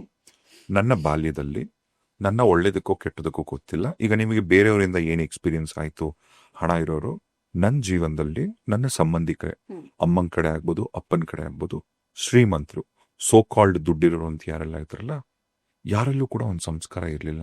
ಇದನ್ನ ಒಪ್ಪನಾಗಿ ನಾನು ಹೇಳ್ತೀನಿ. ನಮ್ಮಮ್ಮ ಹೇಳ್ತೀರಿ, ಇದೆಲ್ಲ ಮಾತಾಡೋಣ, ನೀನ್ ಪರ್ಸನಲ್ ಏನಕ್ಕೆ ಹೇಳ್ತೀನಿ, ಇಟ್ಸ್ ಓಕೆ, ಗೊತ್ತಾಗ್ಲಿ. ನಮಗೆ ತುಂಬಾ ಹತ್ತಿರದವರು, ಸಂಬಂಧಿಕರು, ದುಡ್ಡಿರೋರು ತುಂಬಾ ಅಸಹ್ಯವಾಗಿ ಟ್ರೀಟ್ ಮಾಡಿದ್ದು ಉಂಟು. ಅಂದ್ರೆ ಇನ್ನೊಬ್ರು ಯಾರೋ ದುಡ್ಡಿರೋರು ಬಂದ್ರೆ ಅವ್ರನ್ನ ಒಂಥರ ನೋಡೋದು, ನಾವು ಹೋದ್ರೆ ನಮ್ಮನ್ನ ಬೇರೆ ತರ ನೋಡೋದು, ಎಷ್ಟು ಚೀಪ್ ಆಗಿ ಟ್ರೀಟ್ ಮಾಡ್ತಾ ಇದ್ರು ಅಂದ್ರೆ ನಂಗೆ ಪ್ರತಿ ಸಾರಿಗೂ ನಂಗೆ ನೋವಾಗ್ತಿರ್ಲಿಲ್ಲ. ನಂಗೆ ನಿಜವಾಗ್ಲೂ ನೋವಾಗ್ತಿರ್ಲಿಲ್ಲ. ಅದೆಲ್ಲ ನಾವು ಅಬ್ಸರ್ವ್ ಮಾಡ್ತಾ ಇದ್ದೆ ನಾನು. ಇನ್ನೂ ಒಂದ್ಸರಿ ತುಂಬಾ ಚೆನ್ನಾಗಿ ಜ್ಞಾಪಕ ಇದೆ. ನಮ್ಮಲ್ಲಿ ಒಂದು ನಾಯಿ ಇತ್ತು, ಹ್ಮ್. ರಾಮು ಅಂತ ಏನೋ ಹೆಸರಿಟ್ಟಿದೀವಿ ಅದಕ್ಕೆ. ನಾಯಿ ನಾಯಿನ ನಾವೇ ಅವಾಗೆಲ್ಲ ಗೊತ್ತಲ್ಲ, ನೀವು ಪುಟ್ ನಾಯಿ ನೀವೆಲ್ಲೋದ್ರೂ ಅದನ್ನೇ ಬಂದು ಫಾಲೋ ಹೌದು. ಬರ್ಬೋದು. ನಾನು ನನ್ನ ತಂಗಿ ನಮ್ಮೊಬ್ರು ಮನೆಗೆ ಹೋದ್ವಿ, ನಮ್ಮೊಬ್ರು ಸಂಬಂಧಿಕರ ಮನೆಗೆ ಹೋದ್ವಿ. ನಾವಿನ್ನೂ ಬಾಗಿಲಿಗೆ ಎಂಟ್ರ್ ಆಗ್ತಿದೀವೋ ಇಲ್ಲೋ ಗೊತ್ತಿಲ್ಲ, ಅವ್ರೊಂದು ಮಾತಂದಿದ್ರು, ಇವತ್ತಿಗೋದು ಕಣ್ಣಕ್ಕೆ ಕಡ್ದಂಗಿದೆ, ನೀವು ಬರೋದಲ್ದೆ ನಾಯಿನೂ ಕರ್ಕೊಂಡ್ ಬರ್ತೀರಾ ಅಂತ ಅಂದ್ಬಿಟ್ಟು. ಆಯ್ತಾ, ಅದು ಅವಾಗ ಇಟ್ ವಾಸ್ ವೆರಿ ಹೆವಿ. ಅಂದ್ರೆ ಒಂಥರ ಬಾಗ್ಲಿ ಹೌದು. ಒಳಗ್ ಬರಕ್ಕೆ ಬಿಡ್ಲಿಲ್ಲ ಅವರು. ಆಯ್ತಾ, ಹ್ಮ್. ಅದೆಲ್ಲ ಟ್ರಾಮಾನೇ ನಮಗೆ. ಆಯ್ತಾ, Correct. ಟ್ರಾಮಾನೇ. ಹೆಂಗೆ ಅಂದ್ರೆ ಇವತ್ತು ಭಗವಂತ ನಮ್ಗೆ ಅವ್ನು ಹೆಂಗ್ ಬ್ಲೆಸ್ ಮಾಡಿದಾನೆ ಅಂದ್ರೆ ಐ ಆಮ್ ಗ್ರೇಟ್ಫುಲ್. ನಾನು ಹೇಳೋದು ಆ ಸ್ಟೇಜಲ್ಲೆಲ್ಲ ಅಫೆಕ್ಟ್ ಮಾಡಕ್ ಬಿಡದೆ ನಾನು ಏನ್ ಅನ್ಕೊಂಡೆ ಗೊತ್ತಾ, ನನಗೆ ಮುಂದೆ ದೇವ್ರ ದಯೆಯಿಂದ ನಮಗೆಲ್ಲ ಸಿಗತ್ತೆ ಲೈಫಲ್ಲಿ, ಎಲ್ಲ ಕೊಡ್. ನಾವು ಶ್ರೀಮಂತರಾದಾಗ ನಾವ್ ಯಾವತ್ತು ಯಾರನ್ನೂ ಹಿಂಗ್ ಟ್ರೀಟ್ ಮಾಡಬಾರ್ದು, ಕರೆಕ್ಟ್. ಯಾರನ್ನೂ ಟ್ರೀಟ್ ಮಾಡಬಾರ್ದು. ಅಂಡ್ ನನ್ನ ಲೈಫಲ್ಲಿ ನಾನು ಅಟ್ರಾಕ್ಟ್ ಮಾಡಿದಂತ ಎಷ್ಟೋ ವಂಡರ್ಫುಲ್ ಶ್ರೀಮಂತರಿದಾರೆ. ಆಯ್ತಾ, ಈಗ ನೀವೇನ್ ಎಕ್ಸಾಂಪಲ್ಸ್ ಹೇಳಿದ್ರಿ, ಇನ್ಫ್ಯಾಕ್ಟ್ ಸುಧಾಮೂರ್ತಿ ಅಮ್ಮ ಅಂತವ್ರು ಎಷ್ಟೋ ಜನ ನನ್ನ ಜೀವನದಲ್ಲಿ ಇದ್ದಾರೆ, ಇವತ್ತಿಗೂ ಇದ್ದಾರೆ. ಅವರೆಲ್ಲ ಸಿರಿವಂತರು, ಹೌದು ಅವರೆಲ್ಲ ಹೆಸರು ಮಾಡಿದ್ರು. ಹೌದು ಬಟ್ ಅವರ ಬಿಹೇವಿಯರ್ಗಳು ನೋಡ್ಬೇಕು. ಒಬ್ಬ Correct. ಕರೆಕ್ಟ್ ಆಗಿ ಒಂದು 8 ವರ್ಷದ ಮುಂಚೆ ಒಂದು JP ನಗರಲ್ಲಿ ಒಂದು ದೊಡ್ಡ ಈವೆಂಟ್ ನಡೆಯುತ್ತೆ. ಅದಕ್ಕೆ ಸೆಂಟ್ರಲ್ ಮಿನಿಸ್ಟರ್ ಒಬ್ರು, ತೆಲುಗು ಹೀರೋ ಪ್ರಭಾಸ್ ಅವರು, ಆಮೇಲೆ ಶ್ರೇಯಾ ಆಕ್ಟ್ರೆಸ್, ಮತ್ತೆ ಇನ್ನೊಬ್ರು ಯಾರೋ ಸ್ಟಾರ್ಗಳು ಒಂದಷ್ಟು ಜನ ಬರ್ತಾರೆ. ಅದನ್ನ ನನಗೆ ಹೋಸ್ಟ್ ಮಾಡಬೇಕು ಅಂತ ನನಗೆ ಕಾಲ್ ಬಂತು. ಒಬ್ರು ದೊಡ್ಡ ಶ್ರೀಮಂತರ ಮ್ಯಾನೇಜರ್ ಕಾಲ್ ಬಂತು. ನಾನು ಹೇಳ್ದೆ, ಇಲ್ಲ ನಾನು ಕಾಂಪೇರಿಂಗ್ ಮಾಡಲ್ಲ, ಹೋಸ್ಟ್ ಇಲ್ಲ ಸರ್, ಅವರು ಸರ್ರು ಮತ್ತೆ ಅವ್ರ ವೈಫ್ ನಿಮ್ ಫ್ಯಾನ್ ಅಂತೆ, ರೇಡಿಯೋ ನಿಮ್ ಲವ್ ಗುರು ಶೋ ಕೇಳ್ತಾರೆ, ನೀವೇ ಮಾಡ್ಬೇಕಂತೆ ಅಂತ. ಇಲ್ಲ ಸರ್ ನಾನು ಮಾಡಲ್ಲ ಅಂತಂದ್ರೆ, ಆಮೇಲೆ ಸರ್ ನೀವು ಎಷ್ಟು ಕೇಳಿದ್ರು ಕೊಡ್ತಾರಂತೆ ಸರ್. ನಾನು ಸುಮ್ಮನೆ ರ್ಯಾಂಡಮ್ ಆಗಿ ಒಂದು ನಂಬರ್ ಹೇಳ್ದೆ. ಆಮೇಲೆ ಯೋಚನೆ ಕೂಡ ಮಾಡಲಿಲ್ಲ, 2 ಸೆಕೆಂಡಲ್ಲಿ ಕಾಲ್ ಬಂತು. ಹಾಂ ಸರ್, ನೀವು ಕೇಳಿದಷ್ಟು ಕೊಡ್ತಾರಂತೆ, ಮಾತಾಡ್ಬೇಕಂತೆ ನಿಮ್ಮ ಹತ್ರ ಅಂತ ಅಂದ್ಬಿಟ್ಟಂಥದ್ದು. ನಾನು ಅವಾಗ, ಇಲ್ಲ ನೀವು ಪೇಮೆಂಟ್ ಹೇಳಿದ್ರಲ್ಲ, ಇಟ್ಸ್ ಓಕೆ, ನನಗೆ ಬೇರೆ ರೆಕಾರ್ಡಿಂಗ್ ಇದೆ, ನಾನು ಅವ್ರ ಹತ್ರ ಮಾತಾಡಲಿಲ್ಲ. ಇದು ಚೆನ್ನಾಗಿ ಜ್ಞಾಪಕ ಇದೆ, ಜುಲೈ 19ನೇ ತಾರೀಕು. ನೆಕ್ಸ್ಟ್ ಡೇ ಫೋನ್ ಬರುತ್ತೆ, ನಾನು ಫೋನ್ ನೋಟು, ಸರ್ ಮಾತಾಡಿರ್ಬೇಕಂತೆ, ಪ್ಲೀಸ್ ನೋಡಿ ಅಂತ ಕನೆಕ್ಟ್ ಮಾಡಿಸೋರು ಅಂತಾರೆ. ಅವ್ರು ಫೋನ್ ಎತ್ಕೊಂಡ ತಕ್ಷಣ, ರಾಜೇಶ್ವರೇ ನಮಸ್ತೆ ನಮಸ್ಕಾರ ಅಂತೆಲ್ಲ ಅಂದರು. ಚೆನ್ನಾಗಿ ಮಾತಾಡೋರು. ನೀವೇನು ಅನ್ಕೊಳ್ಳಲ್ಲ ಅಂದರೆ ನಾಡಿ ನೀವು ಮನೆಗೆ ಬರೋಕ್ಕಾಗತ್ತಾ ಅಂತ ಅಂದ್ಬಿಟ್ಟು. ನನಗೆಲ್ಲ ಯಾರ ಮನೆಗೂ ಹೋಗಲ್ಲ, ಗುರುತು ಪರಿಚಯ, ತುಂಬ ರಿಕ್ವೆಸ್ಟ್ ಮಾಡೋ, ತುಂಬ ಚೆನ್ನಾಗಿ ಮಾತಾಡ್ಸಿಟ್ಟು. ಅವ್ರು ಮಾತಾಡಿದ್ ಕೇಳಿ ನೆಕ್ಸ್ಟ್ ಅವ್ರ ಮನೆಗೆ ಹೋದೆ ಮೀಟ್ ಮಾಡಬೇಕು ಅಂತ. ತಾರವರೇ ಲಿಟ್ರಲಿ ಅರಮನೆ ಅವ್ರ ಮನೆ, ಲಿಟ್ರಲಿ ಅರಮನೆ ಅವ್ರ ಮನೆ. ಮನೆ ಒಳಗೆ ಹೋಗ್ತೀನಿ, ಆ ಮನೆ ಎಂಟ್ರೆನ್ಸ್ ಅಲ್ಲೇನೆ ನಿಮಗೆ ಕೆಳಗಡೆ ಪೂರ್ತಿ ಪೂಲ್, ಇದು ಫಿಶ್ ಟ್ಯಾಂಕ್, ಅದ್ರ ಮೇಲೆ ನೀವು ನಡ್ಕೊಂಡು ಹೋಗ್ತೀರಾ. ಈ ಫಿಶ್ ಟ್ಯಾಂಕ್ ಹೆಂಗಿರ್ತಾರೆ ಆ ಥರ ಗ್ಲಾಸ್ ಹಾಕಿ ತುಂಬ ಚೆನ್ನಾಗಿದೆ ಇಂಟೀರಿಯರ್, ಅದ್ಭುತವಾಗಿದೆ ವರ್ಕ್ ಅದು. ಅವ್ರ ಮನೆಗೆ ಏನಿಲ್ಲ ಅಂದ್ರೂ ಅವಾಗ ಒಂದು 8 ಜನ ಸೆಕ್ಯೂರಿಟಿ ಗಾರ್ಡ್ಸ್ ಇದ್ರೇನು.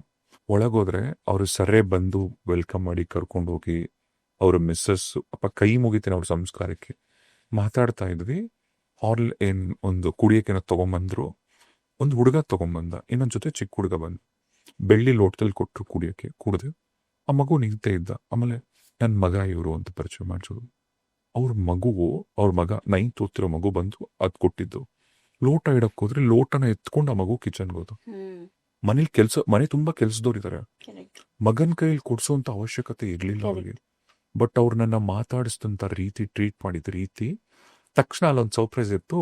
ಜುಲೈ 22 ನನ್ನ ಬರ್ತ್ಡೇ, 21 ಕೇಕ್ ಎಲ್ಲ ಕಟ್ ಮಾಡಿಸಿದ್ರು.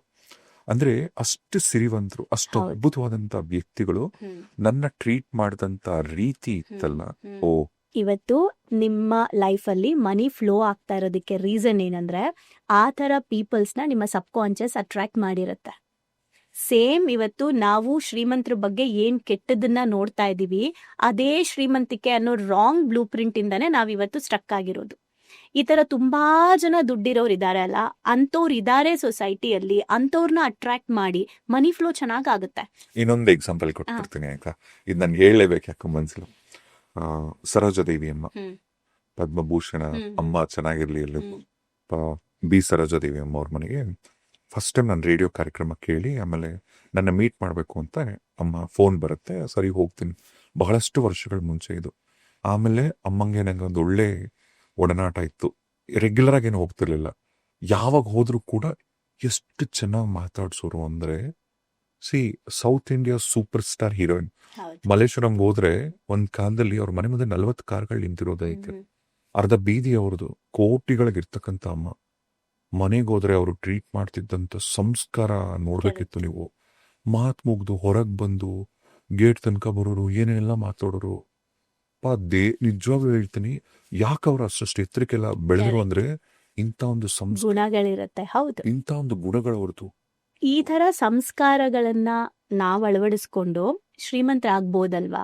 ಫಸ್ಟು ಶ್ರೀಮಂತರಾಗಕ್ ಮುಂಚೆ ಆ ಸಂಸ್ಕಾರಗಳನ್ನ ಕಲಿಬೇಕು. ಶ್ರೀಮಂತರಾದ್ಮೇಲೆ ಸಂಸ್ಕಾರ ಬರಲ್ಲ, ಸಂಸ್ಕಾರಗಳಿದ್ರೆ ಶ್ರೀಮಂತಿಕೆ ಬರುತ್ತೆ. ಸತ್ಯ.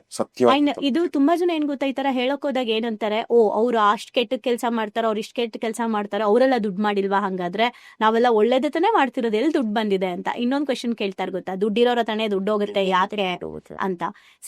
ಹಣ ಕಳ್ಕೊಂಡಿರೋರೆ ಹಣ ಕಳ್ಕೊಳ್ತಾರೆ ಅಲ್ವಾ?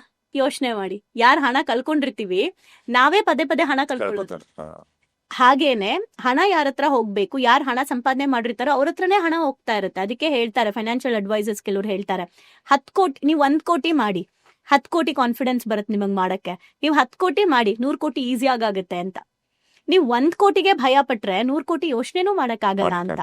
ಸೊ ಅಂದ್ರೆ ನೀವು ಶ್ರೀಮಂತಿಕೆ ನೀವು ಆಗ್ಬೇಕು ಅಂದ್ರೆ, ಎಲ್ರಿಗೂ ಹಣ ಬರಲ್ಲ ಅಂತ ಏನ್ ಹೇಳಿದ್ರಿ, ಫಸ್ಟ್ ಹಣದ ಬ್ಲಾಕೇಜಸ್ ಅಂದ್ರೆ ಈಗ ಚೈಲ್ಡ್ಹುಡ್ ಟ್ರಾಮಾ ಇಂದ ನೀವ್ ಹೇಳಿದ್ರಲ್ವಾ, ನಾನ್ ಇವಾಗ ಅವಾಗ ಅನ್ಕೊಂಡೆ ನಾನು ಈ ತರ ಚೆನ್ನಾಗಿ ಆಗ್ತೀನಿ ಲೈಫಲ್ಲಿ ಅಂತ. ಸೊ ಇದು ಒಂದು.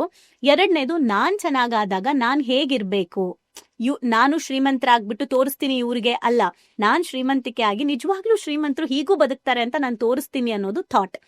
ಈ ತರ ನಾವು ಮತ್ತೆ ರೀಪ್ರೋಗ್ರಾಮಿಂಗ್ ಮಾಡ್ಕೊಂಡಾಗ ಮನಿ ಫ್ಲೋ ಓಪನ್ ಆಗುತ್ತೆ, ಟ್ರಾಮಾ ಬ್ರೇಕ್ ಆಗುತ್ತೆ. ಇದು ಒಂದು. ಎರಡನೇದು, ಆಗ್ಲೇ ಹೇಳ್ದಂಗೆ ಆನ್ಸಿಸ್ಟರ್ಸ್ ಇಂದ ಮಾರ್ವಾಡಿಸ್ದೆ ನಾನು ಏನ್ ಹೇಳ್ತಾ ಇದ್ದೆ ಅದಕ್ಕೆ ಸಂಬಂಧಪಟ್ಟಂಗೆ ಯಾರೆಲ್ಲ ರಿಚ್ ಪೀಪಲ್ ಇದ್ದಾರೆ, ನೀವಿವಾಗ ಫಾರ್ ಎಕ್ಸಾಂಪಲ್ ಯಾರೋ ಸಕ್ಸಸ್ಫುಲ್ ವ್ಯಕ್ತಿನ ಅಂತ ಅನ್ಕೊಳ್ಳಿ. ಆ ವ್ಯಕ್ತಿ ಇವತ್ತು ಅವ್ರಷ್ಟು ಬಡತನದಲ್ಲಿದ್ರು, ಇವ್ರು ನೋಡಿದ್ರೆ ಅವರಪ್ಪ ಎಷ್ಟು ಬಡತನದಲ್ಲಿದ್ರು, ಈಗ ಇವ್ರು ನೋಡಿದ್ರೆ ಫುಲ್ಲು ಶ್ರೀಮಂತರಾಗಿದ್ದಾರೆ ಅಂತ ನಾವು ನೋಡ್ತೀವಿ ಅಲ್ವಾ. ಅವ್ರನ್ನ ನೀವು ರಿಸರ್ಚ್ ಮಾಡಿ ನೋಡಿ, ಅವ್ರ ಆನ್ಸಿಸ್ಟರ್ಸ್ ಯಾರೋ ಒಬ್ರು ರಿಚ್ ಪೀಪಲ್ ಇರ್ತಾರೆ, ಗ್ಯಾರಂಟಿ ಇರ್ತಾರೆ, ಇದ್ದೇ ಇರುತ್ತೆ.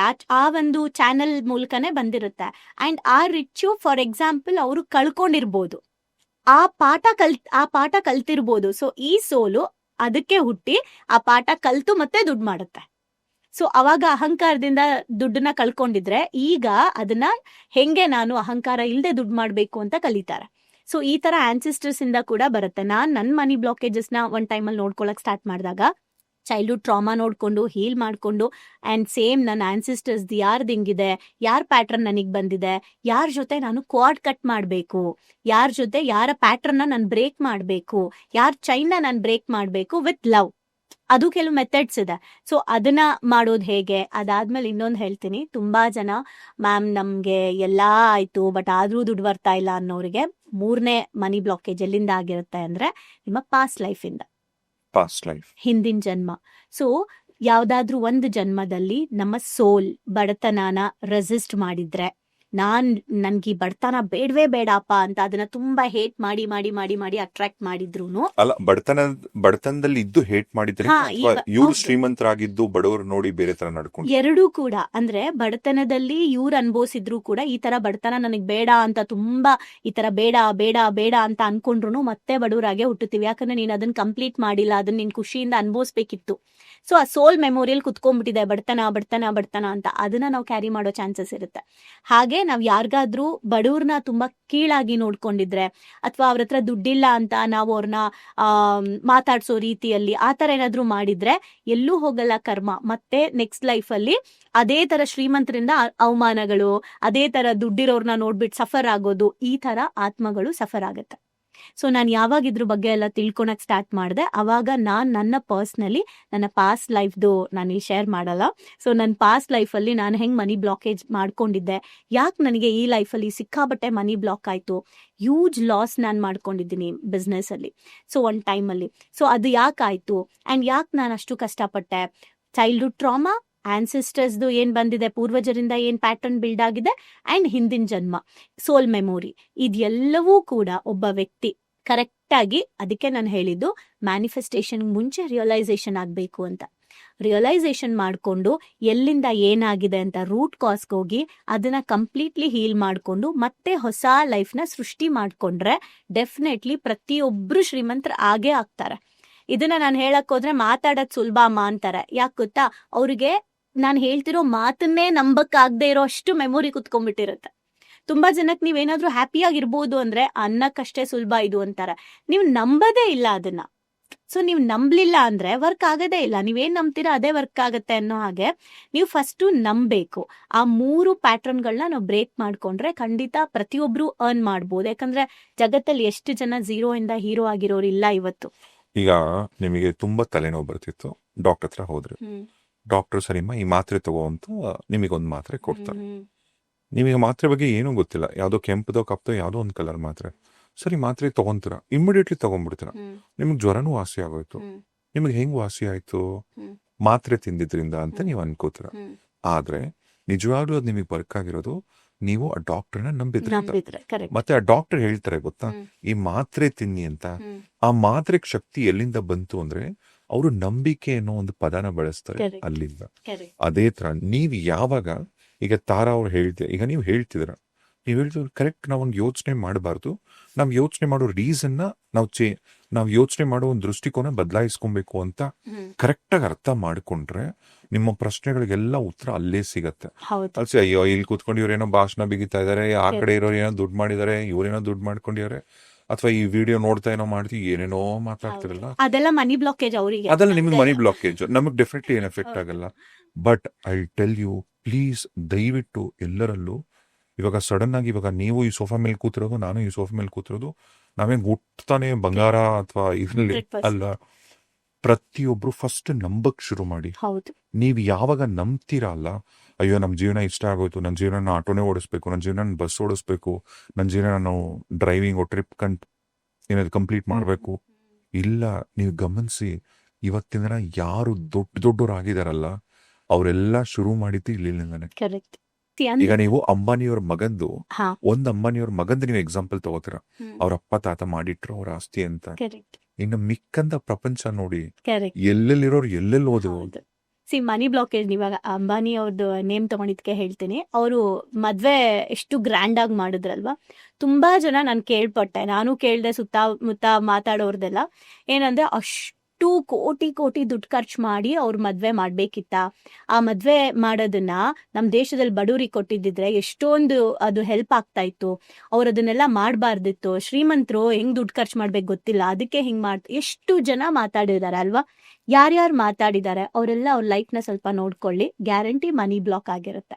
ಅಂದ್ರೆ ಸಾಲದಲ್ಲಿರ್ತಾರೆ, ಏನೋ ಪ್ರಾಬ್ಲಮ್ ಅಲ್ಲಿ ಇರ್ತಾರೆ, ಅಥವಾ ಹೆಲ್ತ್ ಇಶ್ಯೂ ಆಗಿರುತ್ತೆ, ಹೆಲ್ತ್ ದುಡ್ಡು ಕೊಡ್ತಾ ಇರ್ತಾರೆ, ಬ್ಯಾಕ್ ಟು ಬ್ಯಾಕ್ ಖರ್ಚುಗಳು ಜಾಸ್ತಿ ಆಗ್ತಿರುತ್ತೆ, ಏನೋ ಒಂದು ಆಗ್ತಾ ಇರುತ್ತೆ. ಯಾಕೆ ಗೊತ್ತಾ, ನೀವ್ ಇದನ್ನ ಈ ದೃಷ್ಟಿಕೋನದಲ್ಲಿ ನೋಡಿ. ಯಾರು ಕೋಟಿ ಖರ್ಚು ಮಾಡಿ ಮದ್ವೆ ಮಾಡಿದ್ರಲ್ಲ, ನಿಮ್ಮ ಪ್ರಕಾರ ಆ ದುಡ್ಡನ್ನ ಬಡವ್ರಿಗೆ ಹಂಚ್ಬಿಡ್ಬೇಕಿತ್ತು ಅಂತ ಆಯ್ತಾ. ಅವರು ನಿಜವಾಗ್ಲೂ ಶ್ರೀಮಂತರು. ಯಾರು? ಅಂಬಾನಿಯವರು. ಅವ್ರು ಏನ್ ಮಾಡಿದ್ರು, ಅದೇ ಕೋಟಿ ದುಡ್ಡನ್ನ ತುಂಬಾ ಜನ ಕೆಲ್ಸ ಕೊಟ್ರು. ಅಲ್ಲಿ ಎಷ್ಟು ಲಕ್ಷಾಂತರ ಜನ ಹೋಟೆಲ್ ಬಿಸ್ನೆಸ್ ಆಗಿರ್ಬೋದು, ಅಲ್ಲಿ ಮದುವೆ ಮಂಟಪಗಳು ಹೆಂಗ್ ಶುರು ಆಯ್ತು, ಅಲ್ಲಿ ಹೆಂಗಾಯ್ತು, ಆ ಡೆಕೋರೇಟ್ ಮಾಡಿದಂತ ಹೂವ ಎಲ್ಲ ಇಲ್ಲಿಂದ. ಕರೆಕ್ಟ್. ಅವ್ರೆಲ್ರಿಗೂ ದುಡ್ಡು ಹೋಗಿದೆ. ಕೆಳಗಡೆ ಮದುವೆ ಕಾರ್ಪೆಟ್, ಮದುವೆ ಇನ್ವಿಟೇಷನ್ ಕಾರ್ಡು, ಅರಿಶಿಣ ಕುಂಕುಮ, ಡ್ರೈ ಫ್ರೂಟ್ಸ್ ಎಲ್ಲ ಬಿಸ್ನೆಸ್. ಎಷ್ಟು ಜನ ಕೆಲ್ಸ ಕೊಟ್ಟಿದ್ದಾರೆ ಅವರು. ಹಿಂಗ್ ಯೋಚನೆ ಮಾಡಲ್ಲ ನಾವು. ಅಷ್ಟು ಕೋಟಿ ಖರ್ಚು ಮಾಡಿ ಮದ್ವೆ ಮಾಡಿ ಆ ಕೋಟಿ ದುಡ್ಡಲ್ಲಿ ಎಷ್ಟು ಜನಕ್ಕೆ ಅದು ಕೆಲ್ಸ ಸಿಕ್ತಲ್ವಾ ಆ ಟೈಮಲ್ಲಿ ಅಂತ ಯಾರು ಯೋಚನೆ ಮಾಡಲ್ಲ. ಎಲ್ಲೆಲ್ಲೋ ಬಡವ್ರು ಇದ್ದಾರೆ, ಅವ್ರಿಗೆ ತಂದು ಕೊಟ್ಬಿಡ್ಬೇಕು.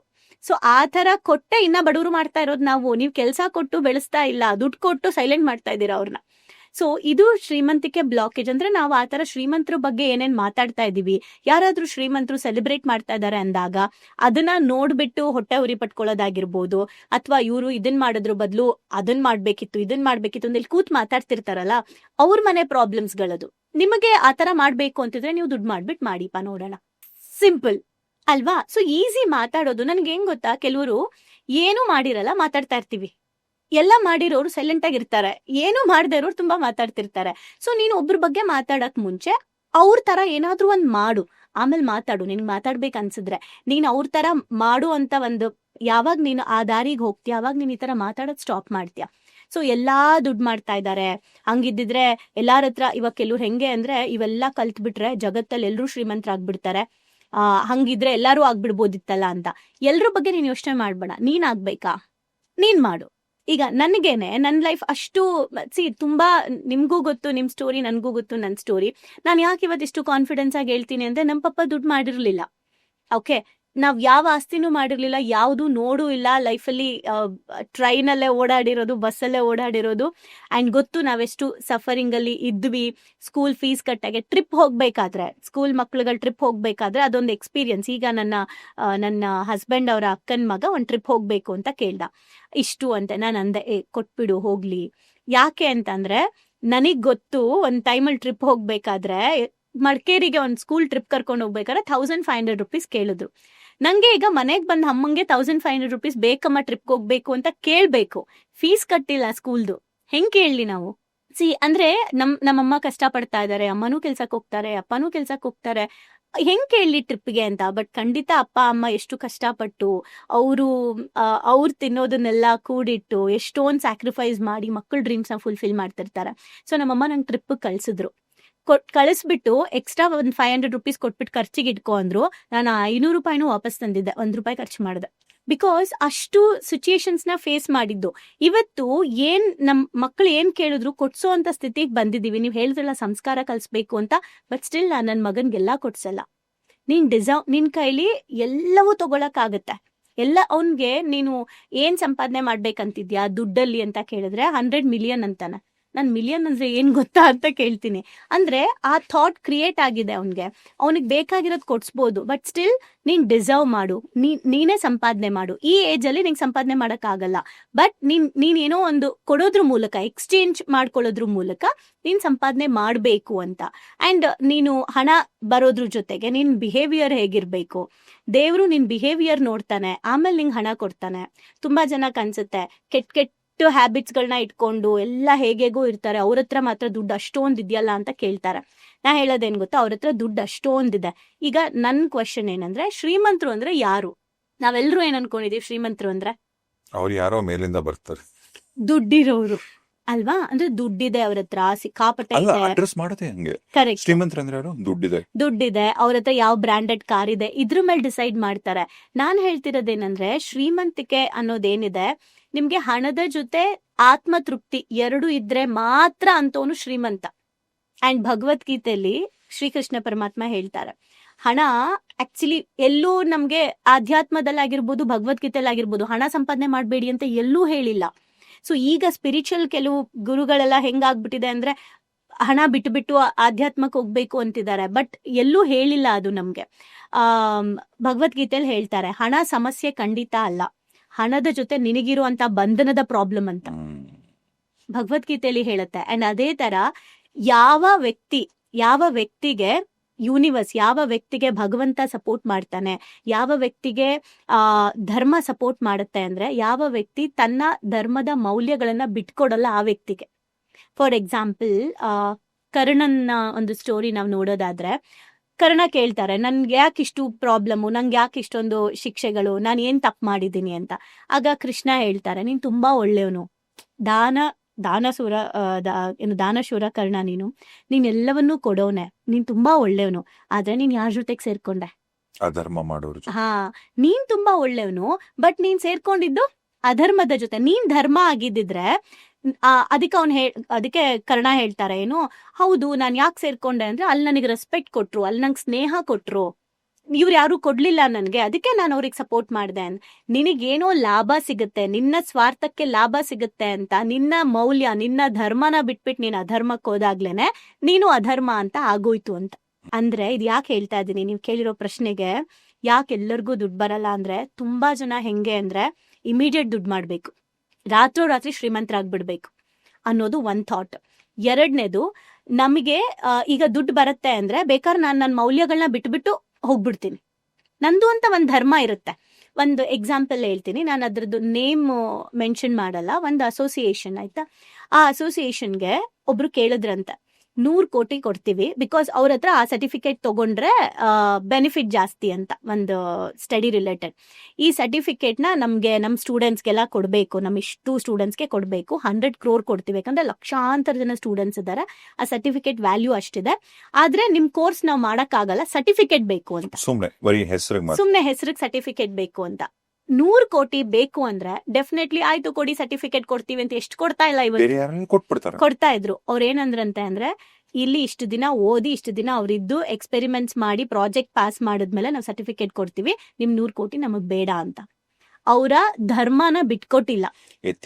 ಎಥಿಕ್ಸ್ ತುಂಬಾ ಜನಕ್ಕೆ ಏನ್ ಅನ್ಸುತ್ತೆ, ಅಯ್ಯೋ 100 ಕೋಟಿ ತಗೊಂಡ್ಬಿಟ್ಟು ಅವ್ರಿಗೆ ಕೊಟ್ಟಿದ್ರೆ ಏನ್ ಪ್ರಾಬ್ಲಮ್ ಆಗ್ತಿತ್ತು, ನಿಮ್ಗೇನ್ ಪ್ರಾಬ್ಲಮ್ ಅಂತ. ಈ ತರ ಯೋಚನೆ ಮಾಡಿ ಅಡ್ಡದಾರಿ ಹಿಡಿಯಕ್ ಹೋಗಿ ಇವತ್ತು ದುಡ್ಡು ಬರ್ತಾ ಇಲ್ಲ, ದುಡ್ಡು ಕಳ್ಕೊಳ್ತಾ ಇರೋದು. ನಿಜವಾಗ್ಲೂ ದುಡ್ಡು ಸಂಪಾದನೆ ಮಾಡೋರು ಧರ್ಮದಿಂದ ಇರ್ತಾರೆ. ಅವ್ರಿಗೆ ನಿಧಾನ ಆಗ್ಬಹುದು, ಆಯ್ತಾ, ದುಡ್ಡು ಸಂಪಾದನೆ ಮಾಡೋದು ನಿಧಾನ ಆಗ್ಬಹುದು. ಅಂಡ್ ಭಗವಂತ ಯಾಕೆ ನಿಧಾನ ಮಾಡ್ತಾನೆ ಅಂದ್ರೆ, ಇವನು ಡ್ರಾಮಾದಿಂದ ಧರ್ಮ ಮಾಡ್ತಾ ಇದ್ದಾನ, ರಿಯಲ್ ಆಗಿ ಮಾಡ್ತಿದ್ದಾನೆ ಅಂತ ಚೆಕ್ ಮಾಡ್ತಾನೆ. ಓ ಇವನೇನಾದ್ರು ನನ್ನ ಹತ್ರನೇ ನಾಟಕ ಮಾಡ್ತಿದ್ದಾನೆ, ನೋಡೋಣ ಇವ್ನು ಇನ್ನೂ ಎಷ್ಟು. ಅದಕ್ಕೆ ನಾನು ಹೇಳ್ತೀನಿ, ಯಾವಾಗ್ಲೂ ಯೂಸ್ ಮಾಡ್ತೀನಿ ನಾನು ಈ ವರ್ಡ್ನ. ನಿಮ್ಗೆ ಕ್ವಾಲಿಫಿಕೇಶನ್ ಬೇಕಾಗಿರೋದು ಪೀಪಲ್ ಎದುರುಗಡೆ, ಬಟ್ ಭಗವಂತನ ಎದುರುಗಡೆ ನೀವೆಷ್ಟು ಪ್ಯೂರಿಫಿಕೇಶನ್ ಅಲ್ಲಿ ಇದ್ದೀರಾ, ನೀವೆಷ್ಟು ಪ್ಯೂರ್ ಆಗಿದ್ದೀರಾ ಅಷ್ಟೇ ನೋಡ್ತಾನೆ ಅವನು ಅಂತ. ನಿಮ್ಮ ಒಳಗಡೆ ಎಷ್ಟು ಪ್ಯೂರ್ ಆಗ್ತಾ ಹೋಗ್ತೀರಾ, ಅವನ್ ಅವಾಗ ಕೊಡ್ತಾ ಹೋಗ್ತಾನೆ. ಅದು ಬರ್ತಾ ಬರ್ತಾ ನಿಮ್ಮ ಪ್ಯೂರಿಟಿ ಹಾಳಾದಂಗೆ, ಅಂದ್ರೆ ನಿಮ್ಮ ಪರಿಶುದ್ಧ ಏನಿದೆ ಅದು ಹಾಳಾಗ್ತಾ ಮತ್ತೆ ಅವನು ವಾಪಸ್ ತಗೊಳ್ತಾ ಹೋಗ್ತಾನೆ. ಸಿಂಪಲ್, ತುಂಬಾ ಸಿಂಪಲ್. ಹಣ ಬರೋದು, ಹಣ ಹೋಗೋದು. ಬಟ್ ಯಾರು ಧರ್ಮದಲ್ಲಿ ಇರ್ತಾರೆ ಅವ್ರಿಗೆ ಇಡೀ ಪ್ರಕೃತಿನೇ ಸಪೋರ್ಟ್ ಮಾಡುತ್ತೆ ಅಂತಾನು ಭಗವದ್ಗೀತೆಯಲ್ಲೇ ಬರ್ತಿರೋದು. ಈಗ ತುಂಬಾ ಜನ ಗಮನಿಸಿ ಹಣದ ವಿಚಾರವಾಗಿ ಆ ಪೂಜೆ ಮಾಡೋದು, ಈ ಪೂಜೆ ಮಾಡೋದು, ಈ ದೇವಸ್ಥಾನಕ್ಕೆ ಹೋಗೋದು, ಅಲ್ಲಿ ಹೋಗೋದು, ಇದು ದೇವ್ರು 3 ಹೊತ್ತು ಬೆಳಗ್ಗೆ 4 ಗಂಟೆಗೆ ಇದ್ರೆ ಸಾಯಂಕಾಲ ತನಕ ಪೂಜೆಗಳೆಲ್ಲ ಮಾಡ್ತಿರ್ತಾರೆ. ಎಲ್ಲ ಓಕೆ, 3 ಹೊತ್ತು ದೇವಸ್ಥಾನಗಳು ಸರಿ. ಆಮೇಲೆ ಮತ್ತೆ ಬೈಕೊಳ್ಳೋದು, ಇಷ್ಟು ದೇವಸ್ಥಾನಕ್ಕೆ ಹೋಗಿ ಬಂದೆ ನನಗೇನು ಆಗ್ಲಿಲ್ಲ, ಇಷ್ಟು ಪೂಜೆ ಮಾಡಿದೆ ನನಗೇನು ಆಗ್ಲಿಲ್ಲ. 2 ಥಿಂಗ್ಸ್. ಒಂದು, ನೀವು ಯಾರ ಹತ್ರ ಬೇಕಾದ್ರೂ ನಾಟಕ ಮಾಡಿ, ನೀವು ಗೆಲ್ತೀರಾ, ಖಂಡಿತ ಗೆಲ್ತೀರಾ. ಭಗವಂತನ ಮುಂದೆ ನೀವು ನಾಟಕ ಮಾಡಿದ್ರೆ ಭಗವಂತ ಏನ್ ಮಾಡ್ತಾನೆ ಗೊತ್ತಾ, ಅವನು ಕೂಡ ಕೊಟ್ಟಂಗೆ ನಾಟಕ ಮಾಡ್ತಾನೆ. ಹೌದು, ಕೊಡಲ್ಲ. ಅವನ್ ಡೈರೆಕ್ಟರ್, ಆಕ್ಚುಲಿ ಡೈರೆಕ್ಟರ್ ಪ್ರೊಡ್ಯೂಸರ್ ಎಲ್ಲ ಅವನಿಗೆ ಗೊತ್ತು ಯಾವ ಟೈಮಲ್ಲಿ ಏನ್ ಆಡಿಸ್ಬೇಕು ಅಂತ. ಸೊ ಅದಕ್ಕೆ ಯಾಕೆ ಎಲ್ಲರೂ ದುಡ್ಡು ಮಾಡಕ್ ಆಗ್ತಾ ಇಲ್ಲ ಅಂದ್ರೆ, ನಾನು ಆಗ್ಲೇ ಹೇಳ್ದಂಗೆ ಚೈಲ್ಡ್ಹುಡ್ ಟ್ರಾಮಾ, ಆನ್ಸೆಸ್ಟರ್ಸ್, ನಮ್ಮ ಸೋಲ್ ಮೆಮೊರಿ, ನಮ್ಮ ಪೂರ್ವಜರಿಂದ ಆಗಿರುವಂತ ಪ್ಯಾಟರ್ನ್ ಆಗಿರ್ಬೋದು, ನಮ್ಮ ಹಿಂದಿನ ಜನ್ಮದ ಒಂದು ಬ್ಲಾಕೇಜ್ ಆಗಿರ್ಬೋದು, ಅದು ಕೂಡ ಈ ಲೈಫಲ್ಲಿ ನಂಗೆ ಹಣಕ್ಕೆ ಪ್ರಾಬ್ಲಮ್ ಆಗುತ್ತೆ. ಒಂದು. ಎರಡನೇದು, ಹಣ ಸಂಪಾದನೆ ಮಾಡಬೇಕು ಅಂತಿದ್ರೆ ಫಸ್ಟು ಹಣ ಸಂಪಾದನೆ ಮಾಡಿರುವಂತಹ ಒಳ್ಳೆಯ ಶ್ರೀಮಂತರು ಅಂತ ನಿಮ್ಗೆ ಏನಿದ್ದಾರೆ ಅಂತವ್ರ ಲೈಫ್ನ ನೋಡಕ್ ಸ್ಟಾರ್ಟ್ ಮಾಡಿ, ಅಬ್ಸರ್ವ್ ಮಾಡಿ. ಅಂಡ್ ಭಗವದ್ಗೀತೆಯಲ್ಲೇ ಕೃಷ್ಣ ಹೇಳಿದ್ದಾರೆ, ಹಣ ಮಾಡ್ಬೋದು ಆದ್ರೆ ಹಣದ ಜೊತೆ ಬಂಧನ ಬೇಡ. ಇನ್ನು ಸಿಂಪಲ್ ಆಗಿ ಭಗವದ್ಗೀತೆಯಲ್ಲಿ ಏನಿದೆ ಅಂದ್ರೆ, ನೀನ್ ನಿನ್ನ ಜರ್ನಿ ಏನ್ ಮಾಡ್ತೀಯಾ, ನನ್ಗೆ ಇಲ್ಲಿಗೆ ಬರ್ತಾ ನನ್ನ ಕಸಿನ್ ಒಂದ್ ಕ್ವೆಶನ್ ಕೇಳ್ತಾ ಇದ್ದ. ಲೈಕ್ ನಾನು ಅನ್ಕೊಂತಾ ಇದ್ದೆ, ಅಕ್ಕ ದೇವ್ರು ಯಾಕೆ ಈ ಸಂಬಂಧಗಳನ್ನೆಲ್ಲ ಕೊಟ್ಬಿಟ್ಟು ಅದ್ರಲ್ಲಿ ಒದ್ದಾಡ್ಕೊಂಡಿರುವಂತ, ಯಾಕೆ ಅದರಿಂದ ಮತ್ತೆ ಅವ್ರನ್ನ ಕಿತ್ಕೊಳ್ಳೋದೇನು, ಮತ್ತೆ ಪೇನ್ ಕೊಡೋದೇನು, ಯಾಕೆ ಮಾಡ್ತಾನೆ ಅಂತ. ಸೊ ಅದಕ್ಕೆ ಅವನು ಅದೆಲ್ಲ ಫೇಸ್ ಮಾಡೇ ದೇವರಾಗಿರೋದು. ಸೊ ನೀನು ಕೂಡ ಅದೆಲ್ಲ ಫೇಸ್ ಮಾಡೇ ದೇವರಾಗಬೇಕಾಗಿದೆ. ಸೊ ಆತ್ಮ ಪರಮಾತ್ಮನ ತಲುಪೋದು ಈ ಪಾತದು. ಸೊ ಈ ಜರ್ನಿ ನೀನ್ ಎಕ್ಸ್ಪೀರಿಯನ್ಸ್ ಮಾಡ್ಲೇಬೇಕು. ಸೊ ದಟ್ ನೀನ್ ಬಡತನದಲ್ಲಿದ್ಯಾ, ಫಸ್ಟ್ ಅದನ್ನ ಒಪ್ಕೋ, ಖುಷಿ ಪಡು, ಅಕ್ಸೆಪ್ಟ್ ಮಾಡು. ಅಲ್ಲಿಂದ ನೀನ್ ಹೆಂಗಿದ್ಯಾ ಅನ್ನೋದು, ಇವಾಗ ನೀನ್ ಹೇಗಿದ್ಯಾ ಅನ್ನೋದು ಮ್ಯಾಟ್ರ್ ಅಲ್ಲ, ನೀನ್ ಏನಾಗ್ಬೇಕಂತಿದ್ಯಾ ಅದನ್ನ ಥಿಂಕ್ ಮಾಡು. ಸೊ ನೀನ್ ಯಾವಾಗ ಧರ್ಮದಲ್ಲಿರ್ತೀಯಾ, ಯಾರೇ ಬಂದು ನಿಂಗೆ ಆಸೆ ಹುಟ್ಟಿಸ್ಲಿ, ಅದ್ ಬಂದ್ಬಿಡುತ್ತೆ, ಹಿಂಗಾಗ್ಬಿಡುತ್ತೆ. ಈಗ ನೋಡಿ, ಮನಿ ಡಬ್ಲಿಂಗ್ ಸ್ಕೀಮ್ ಅಂತ ಏನ್ ಬರುತ್ತೆ, ಎಷ್ಟು ಕಳ್ಕೊಳ್ತಾ ಇದ್ದಾರೆ, ಮೋಸ ಮಾಡ್ತಾರೆ. ಮನಿ ಸ್ಕೀಮ್ಗಳು ಬಂದು ಅಂತಾರೆ, ಮನಿ ಸ್ಕೀಮ್ ಬಂದ್ ಮೋಸ ಮಾಡ್ತಾ ಇಲ್ಲ, ನಾವು ಮೋಸ ಹೋಗ್ತಾ ಇದೀವಿ, ಅದಕ್ಕೆ ಅದ್ ಬರ್ತಾ ಇದೆ. ಅಂದ್ರೆ ನಮ್ಮ ಆಸೆಗಳನ್ನ ಅವ್ರು ಕ್ಯಾಚ್ ಮಾಡ್ತಾ ಇದ್ದಾರೆ. ಗ್ರೀಡಿನೆಸ್, ತುಂಬಾ ದುರಾಸೆ. ಸೊ ಇವೆಲ್ಲವೂ ಕೂಡ ಇವತ್ತು ಮನಿ ಬ್ಲಾಕೇಜಸ್ಗೆ ಕಾರಣ ಆಗಿದೆ. ಸೊ ನಿಜವಾಗ್ಲೂ ನಾನು ರಿಕ್ವೆಸ್ಟ್ ಮಾಡೋದೇನಂದ್ರೆ, ದಯವಿಟ್ಟು ರಿಯಲೈಸೇಷನ್ ಮಾಡ್ಕೊಳ್ಳಿ ಹಣದ ಬಗ್ಗೆ. ಬಿಕಾಸ್ ನನಗ್ ಗೊತ್ತು, ಹಣ ಇಲ್ಲದೆ ಸಫರ್ ಏನು, ಬಾಡಿಗೆ ಕಟ್ಟಕ್ಕಾಗಿಲ್ಲ ಅಂದ್ರೆ ಹೆಂಗಾಗತ್ತೆ, ಅದೆಲ್ಲ ನಾನು ಎಕ್ಸ್ಪೀರಿಯನ್ಸ್ ಮಾಡಿದ್ದೀನಿ. ಬಟ್ ಇವತ್ತು ನಿಜವಾಗ್ಲೂ ಭಗವಂತ ಇವತ್ತು ಒಂದು ಒಳ್ಳೆ ಲೈಫ್ ಕೊಟ್ಟಿದ್ದಾನೆ ಅಂತ ಅಂದ್ರೆ, ಇದೆಲ್ಲ ಕಲ್ತು ತಿಳ್ಕೊಂಡು ನನ್ನ ನನ್ನ ಗಾಯ ಏನಿದೆ ಅದೆಲ್ಲ ಹೀಲ್ ಮಾಡ್ಕೊಂಡು ಅದರಿಂದ ಹೊರಗೆ ಬಂದಿರೋದು. ಅದೇ ತರ ಇವತ್ತು ಎಷ್ಟೊಂದ್ ಜನ ಶ್ರೀಮಂತರು ನಮಗ್ ಗೊತ್ತಿಲ್ಲ ಅವ್ರವ್ರು ಏನೇನ್ ವರ್ಕೌಟ್ ಮಾಡ್ಕೊಂಡಿದ್ದಾರೆ ಅಂತ. ನೀವ್ ಹೇಳ್ದಂಗೆ ಬ್ರೈನ್, ನೀವ್ ಹೇಳಿದ್ರಲ್ಲ ಈ ತರ, ಅಲ್ಲಿ ಹೋದಾಗ ನಾನು ಈ ತರ ಅನ್ಕೊಂಡೆ, ಎಷ್ಟು ಸಂಸ್ಕಾರ ಇದೆಯಪ್ಪ. Mind set. So mind set change ಮಾಡ್ಕೊಂಡ್ರಿ. ಬರೀ ಮೈಂಡ್ ಸೆಟ್ ಚೇಂಜ್ ಮಾಡಿದ್ರ ನಿಮ್ ಬಿಸ್ನೆಸ್ ಅಲ್ಲಿ ಎಥಿಕ್ಸ್ ಇಲ್ವಾ, ನಿಮ್ ಬಿಸ್ನೆಸ್ ಅಲ್ಲಿ ಧರ್ಮ ಇಲ್ವಾ, ಅಂಡ್ ನೀವು ಜಾಸ್ತಿ ದುಡ್ಡು ಕೊಡ್ತೀವಿ ಅಂತ ಏನಾದ್ರು ಹೇಳ್ಬಿಟ್ಟು ನಿಮ್ಗೆ ರಾಂಗ್ ಇನ್ಫಾರ್ಮೇಶನ್ ಕೊಡಿ ಅಂದ್ರೆ ಕೊಡ್ತೀರಾ?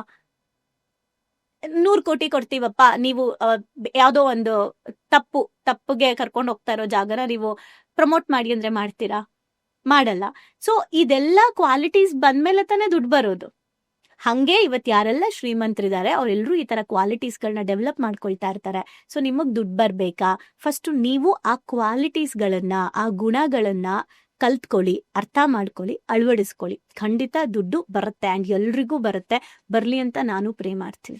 ಇವತ್ತು ಈ ಕ್ಷಣದಲ್ಲಿ ಈ ಪಾಡ್ಕಾಸ್ಟ್ ನೋಡಿದ್ರು ಎಷ್ಟೋ ಜನ ನನ್ನ ತಮ್ಮಂದಿರು, ತಂಗಿರು ಅಥವಾ ಚಿಕ್ಕ ಚಿಕ್ಕ ಮಕ್ಕಳಾಗಿರ್ಬೋದು, ಚಿಕ್ಕ ಮಕ್ಕಳು ದೊಡ್ಡವ್ರಿಗೆ ನಾನು ಹೇಳ್ತಿರೋದು, ಇವತ್ತು ಸದ್ಯಕ್ಕೆ ನಿಮ್ಮ ಮನೆ ಪರಿಸ್ಥಿತಿ ಹೇಗ್ ಬೇಕಾದ್ರೂ ಇರ್ಬೋದು. ಮನೆಯಲ್ಲಿ ಊಟಕ್ಕೆ ಕಷ್ಟ ಆಗಿರ್ಬೋದು, ಬಾಡಿಗೆ ಕಟ್ಟದೆ ಇರ್ಬೋದು, ಸ್ಕೂಲ್ ಫೀಸ್ ನೀವು ಕಟ್ಟಕ್ಕಾಗದೆ ಇರ್ಬೋದು, ಯಾರಿಗೋ ಸಾಲ ಕೊಡ್ಬೇಕಾಗಿರ್ಬೋದು, ಸಾಲದವ್ರು ನಾಳೆ ಮನೆಗೆ ಬರ್ಬೋದು.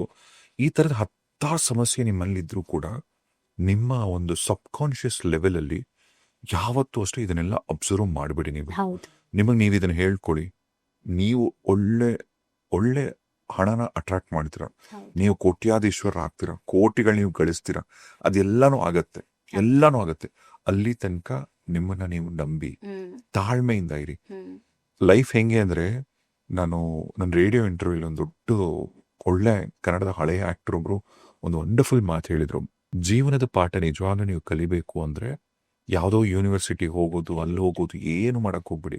ಹೆಸರೇ ಎಷ್ಟು ಚೆನ್ನಾಗಿ ನೋಡಿ, ಜೀವನದ ಪಾಠ. ಜೀವನದಲ್ಲೇ ಕಲಿಸ್ಬಿಡುತ್ತೆಲ್ಲ. ಜೀವನ ಯಾರನ್ನೂ ಬಿಡಲ್ಲ.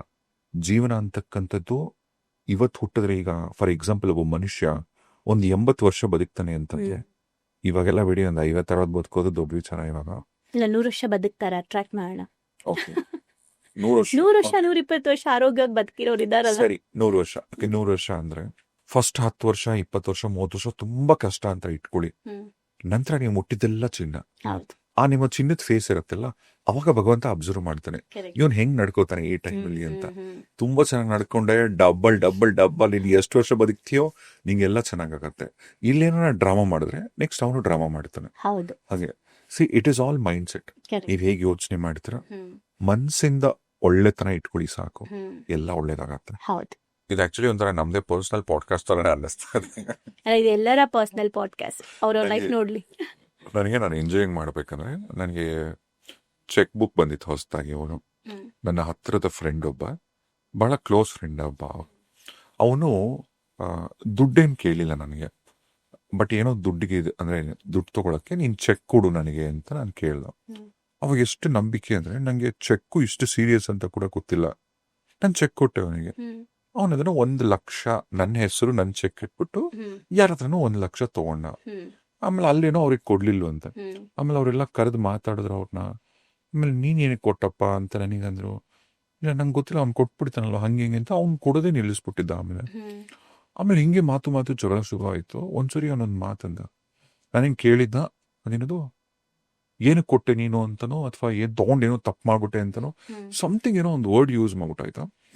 ನನ್ಗೆ ಅನ್ಕೊಂಡಿದ್ದು ಅವಾಗ, ಅಂದ್ರೆ ಒಬ್ರು ಕಷ್ಟದಲ್ಲಿದ್ದಾಗ ನಾವು ಸಹಾಯ ಮಾಡೋದೇ ತಪ್ಪ? ಕರೆಕ್ಟ್. ತುಂಬಾ ಜನಕ್ಕೆ ಈ ಪ್ರಶ್ನೆ ಬಂದಿರ್ಬೋದು. ಅಂಡ್ ಇವತ್ತು ಯಾರ್ಯಾರು ಸಫರ್ ಆಗ್ತಿದಾರಲ್ಲ, ಎಲ್ಲ ಒಂದ್ ಸ್ವಲ್ಪ ನೋಡ್ಕೊಂಡ್ರೆ ಗೊತ್ತಾಗುತ್ತೆ.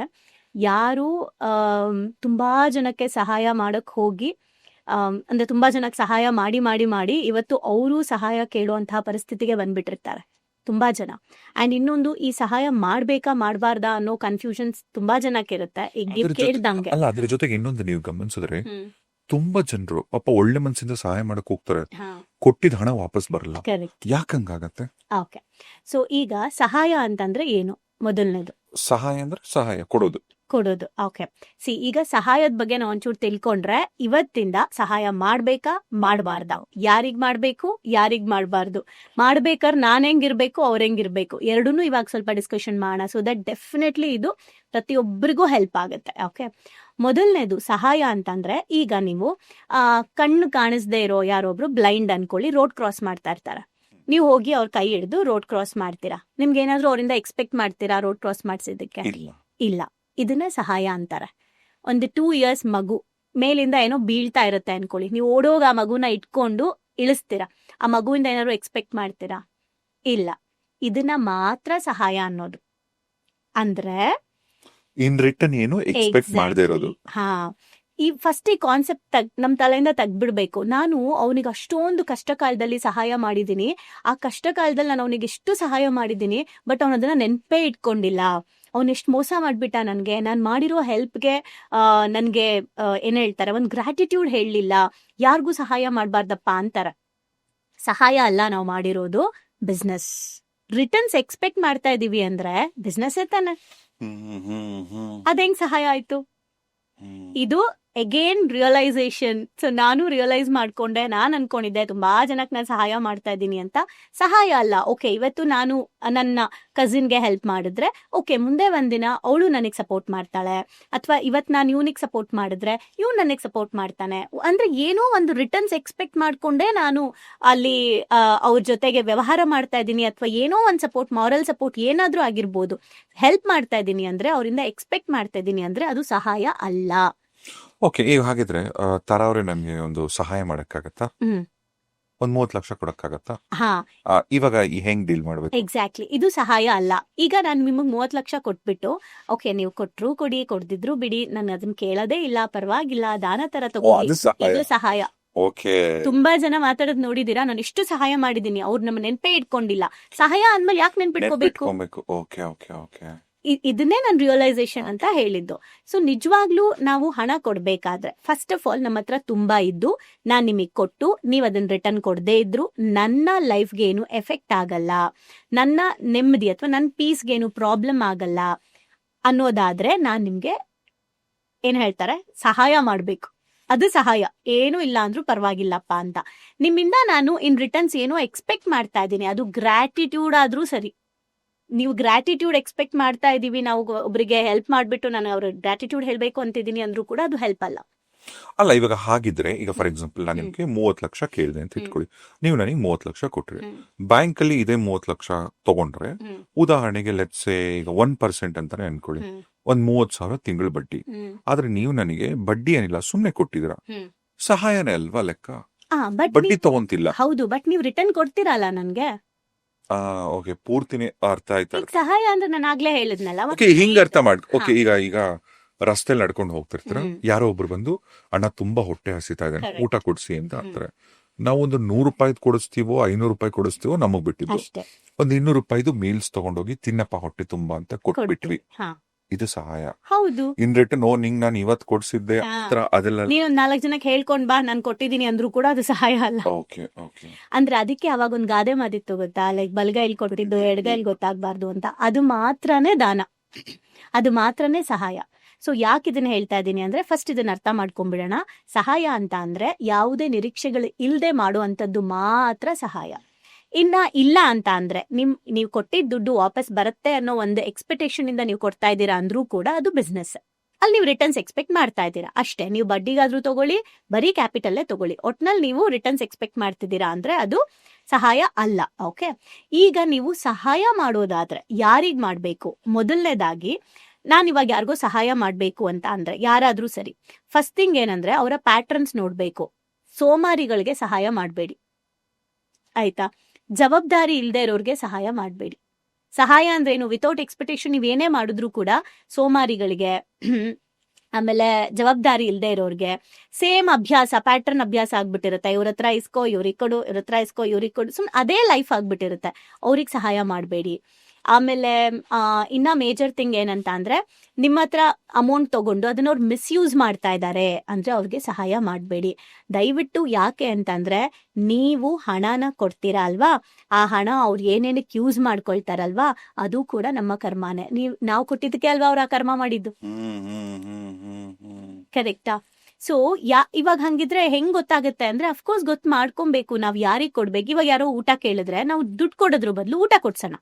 ಸೊ ಈ ತರ ನಾವು ಮಾಡ್ಬೋದು. ಅಥವಾ ಯಾರೋ ದುಡ್ಡು ಕೇಳ್ತಿದ್ದಾರೆ ಅಂದ್ರೆ, ನಿಮ್ಮ ಹತ್ರ ಕೆಲಸ ಕೊಡೋಕೆ ಕೆಪಾಸಿಟಿ ಇದೆ ಅಂದ್ರೆ ನಾನು ಕೆಲಸ ಕೊಡ್ತೀನಪ್ಪ, ದುಡಿ, ಸ್ಯಾಲ್ರಿ ತಗೋ, ಹಿಂಗ್ ಹೇಳ್ಬೋದೇ ಹೊರ್ತು ಹೆಲ್ಪ್ ಅಂತ ಮಾಡಬಾರ್ದು. ಇನ್ ರಿಟರ್ನ್ಸ್ ನಾವು ಏನಾದ್ರು ಎಕ್ಸ್ಪೆಕ್ಟ್ ಮಾಡ್ತಾ ಇದೀವಿ ಅಂದ್ರೆ ಅದು ಹೆಲ್ಪು ಅಲ್ಲ.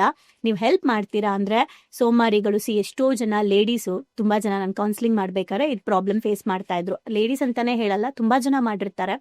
ಹಸ್ಬೆಂಡ್ ದೇರು ಸಾಲ ಮಾಡ್ಕೊಂಡ್ಬಿಟ್ಟಿರ್ತಾರೆ, ಲೇಡೀಸು ತೀರ್ಸ್ಬಿಟ್ಟಿರ್ತಾರೆ. ಯಾರ ಹತ್ರನೋ ಇಸ್ಕೊಂಡ್ ಬಂದು ಮನೆ ಮುಂದೆ ಬಂದು ಗಂಡನ್ ಮರ್ಯಾದೆ ಹೋಗ್ತದೆ, ಮನೆ ಮರ್ಯಾದೆ ಹೋಗ್ತದೆ ಅನ್ಬಿಟ್ಟು ಡಬಲ್ ಎಲ್ಲೋ ಬಡ್ಡಿಗೆ ದುಡ್ಡು ತಗೊಂಡ್ ಬಂದ್ಬಿಟ್ಟು ಗಂಡನ್ ಸಾಲ ತೀರ್ಸ್ತಾರೆ. ಗಂಡನ್ ಸಾಲ ತೀರ್ಸಿದ್ಮೇಲೆ ಒಂದು ಕ್ಲೈಂಟ್ ಸ್ಟೋರಿನೇ ಹೇಳ್ತೀನಿ. ಕ್ಯಾಬ್ ಡ್ರೈವರು ಸಾಲ ಮಾಡ್ಕೊಂಡ್ಬಿಟ್ಟಿದ್ರು.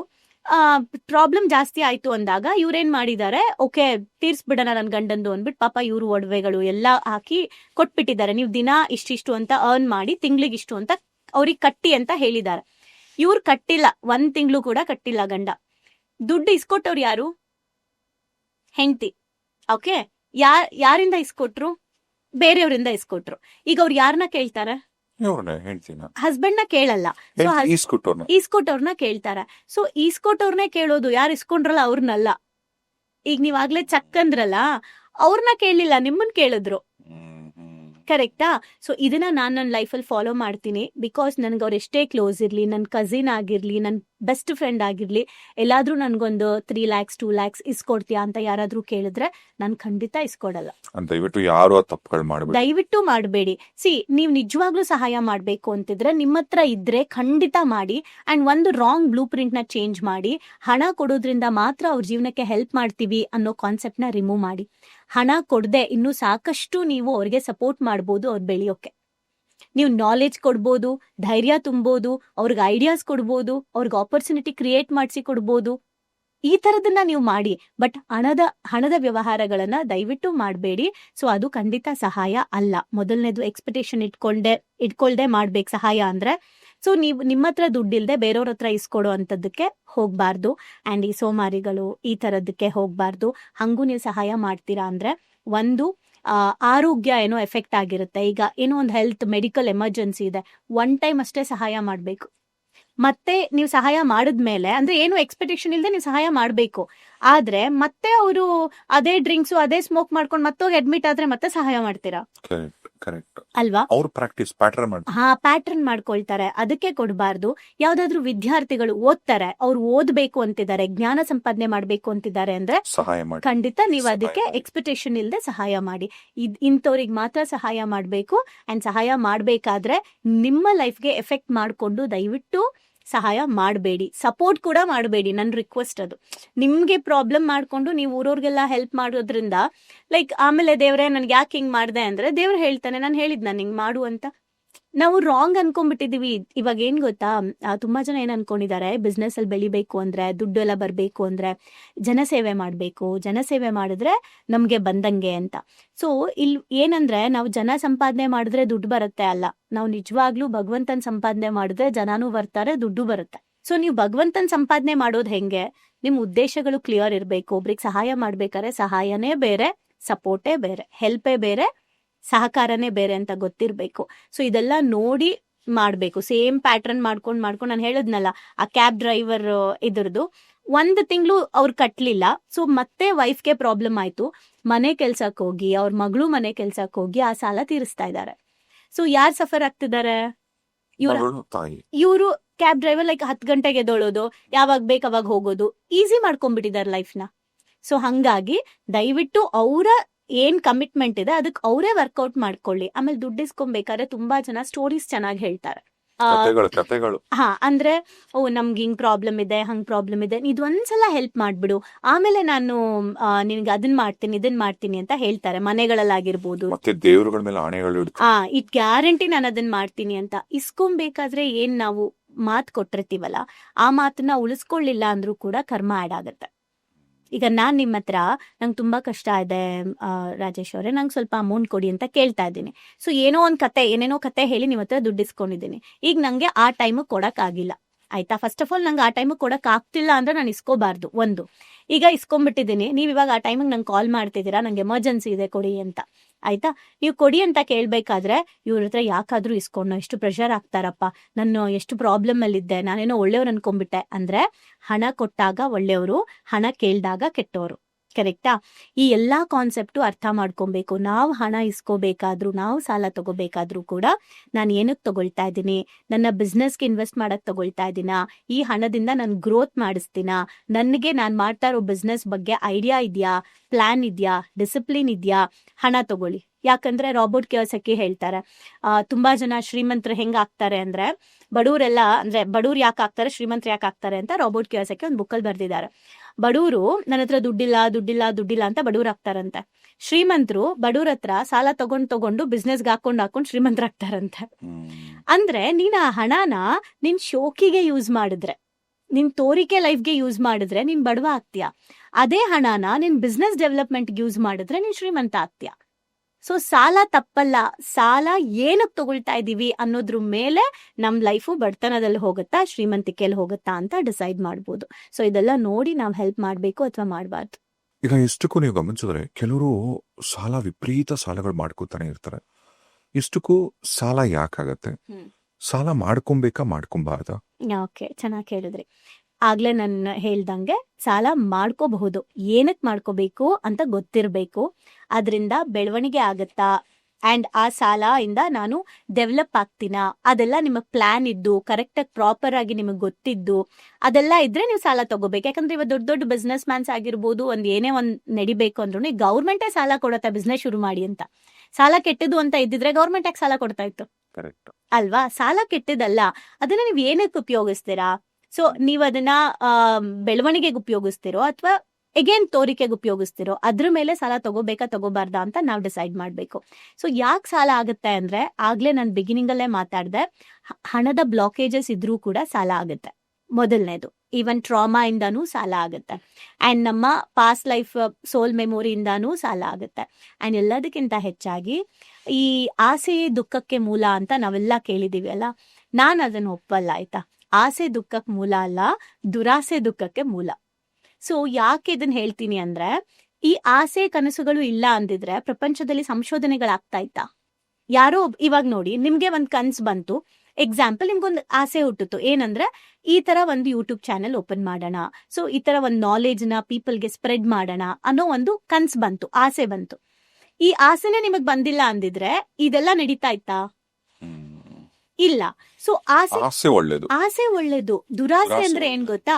ನನ್ ಯೂಟ್ಯೂಬ್ ಚಾನೆಲ್ ಮಾತ್ರ ಚೆನ್ನಾಗಿ ರನ್ ಆಗ್ಬೇಕು, ಬೇರೆ ಯಾವ್ದು ಇರಬಾರ್ದು, ಸೊ ಅವ್ರಿಗಿಂತ ನಾನೇನೋ ಮಾಡ್ಬೇಕು, ಈ ತರ ಪದೇ ಪದೇ ನೀವು ಯೋಚನೆ ಮಾಡ್ತಿರ್ತಿರಲ್ಲ, ಅದು ದುರಾಸೆ. ಸೇಮ್ ಸಾಲ ಹೆಂಗಾಗತ್ತೆ ಅಂದ್ರೆ, ಈ ದುಡಿಮೆ ಕಡಿಮೆ ಇರುತ್ತೆ, ಆಯ್ತಾ, ತೋರಿಸ್ಕೊಳ್ಳೋದು ಜಾಸ್ತಿ ಇರುತ್ತೆ. ತುಂಬಾ ಜನ ಇನ್ನು ಕಾಲೇಜ್ಗೆ ಹೋಗೋ ಸ್ಟೂಡೆಂಟ್ಸ್ಗಳು 20,000 ಇನ್ಕಮ್ ಬರ್ತಾ ಇರುತ್ತೆ, ಐಫೋನ್ ತಗೊಂಡಿರ್ತಾರೆ. ಎಕ್ಸಾಂಪಲ್, EMI ಕಟ್ಟಕ್ ಆಗ್ತಾ ಇರೋದಿಲ್ಲ. ಈಗ ಅವ್ರು ಜಸ್ಟ್ ಯೋಚನೆ ಮಾಡ್ಬೇಕು, ಲೈಕ್ ಏನು ನಾವು ಸಾಲ ಮಾಡ್ತಾ ಇರೋದು ಏನಕ್ಕೋಸ್ಕರ ಮಾಡ್ತಾ ಇದೀವಿ ಅಂತ. ಸೊ ಎಷ್ಟೋ ಜನ ಇವತ್ತು ಸಾಲ ಜಾಸ್ತಿ ಆಗ್ತಾ ಇರೋದೇ ಮೇಜರ್ ತೋರಿಸ್ಕೊಳ್ಳೋದಕ್ಕೋಸ್ಕರ, ಮರ್ಯಾದೆಗೋಸ್ಕರ. ಅಯ್ಯೋ ಇಷ್ಟು ವರ್ಷ ಆಯ್ತು ಮನೆ ಕಟ್ಟಿಲ್ಲ, ಮನೆ ಕಟ್ಬೇಕಪ್ಪ, ಇಲ್ಲಾಂದ್ರೆ ಜನ ಏನ್ ಅನ್ಕೊಂಡ್ಬಿಡ್ತಾರೆ, ಸೈಟ್ ತಗೋಬೇಕು, ಜನ ಏನ್ ಅನ್ಕೊಂಡ್ಬಿಡ್ತಾರೆ ಅನ್ಬಿಟ್ಟು ಸಾಲ ಮಾಡ್ತಾ ಇದೀವಿ, ಜನ ಆಡ್ಕೊಳ್ತಾರೆ ಅಂತ ಸಾಲ ಮಾಡ್ತಾ ಇದೀವಿ, ಅವ್ರ ಮುಂದೆ ನಾವು ಕಡಿಮೆ ಇರಬಾರ್ದಪ್ಪ ಅಂತ ಸಾಲ ಮಾಡ್ತಾ ಇದೀವಿ, 4 ಜನ ಏನ್ ಅನ್ಕೋತಾರೆ ಅಂತ ಸಾಲ ಮಾಡ್ತಾ ಇದೀವಿ.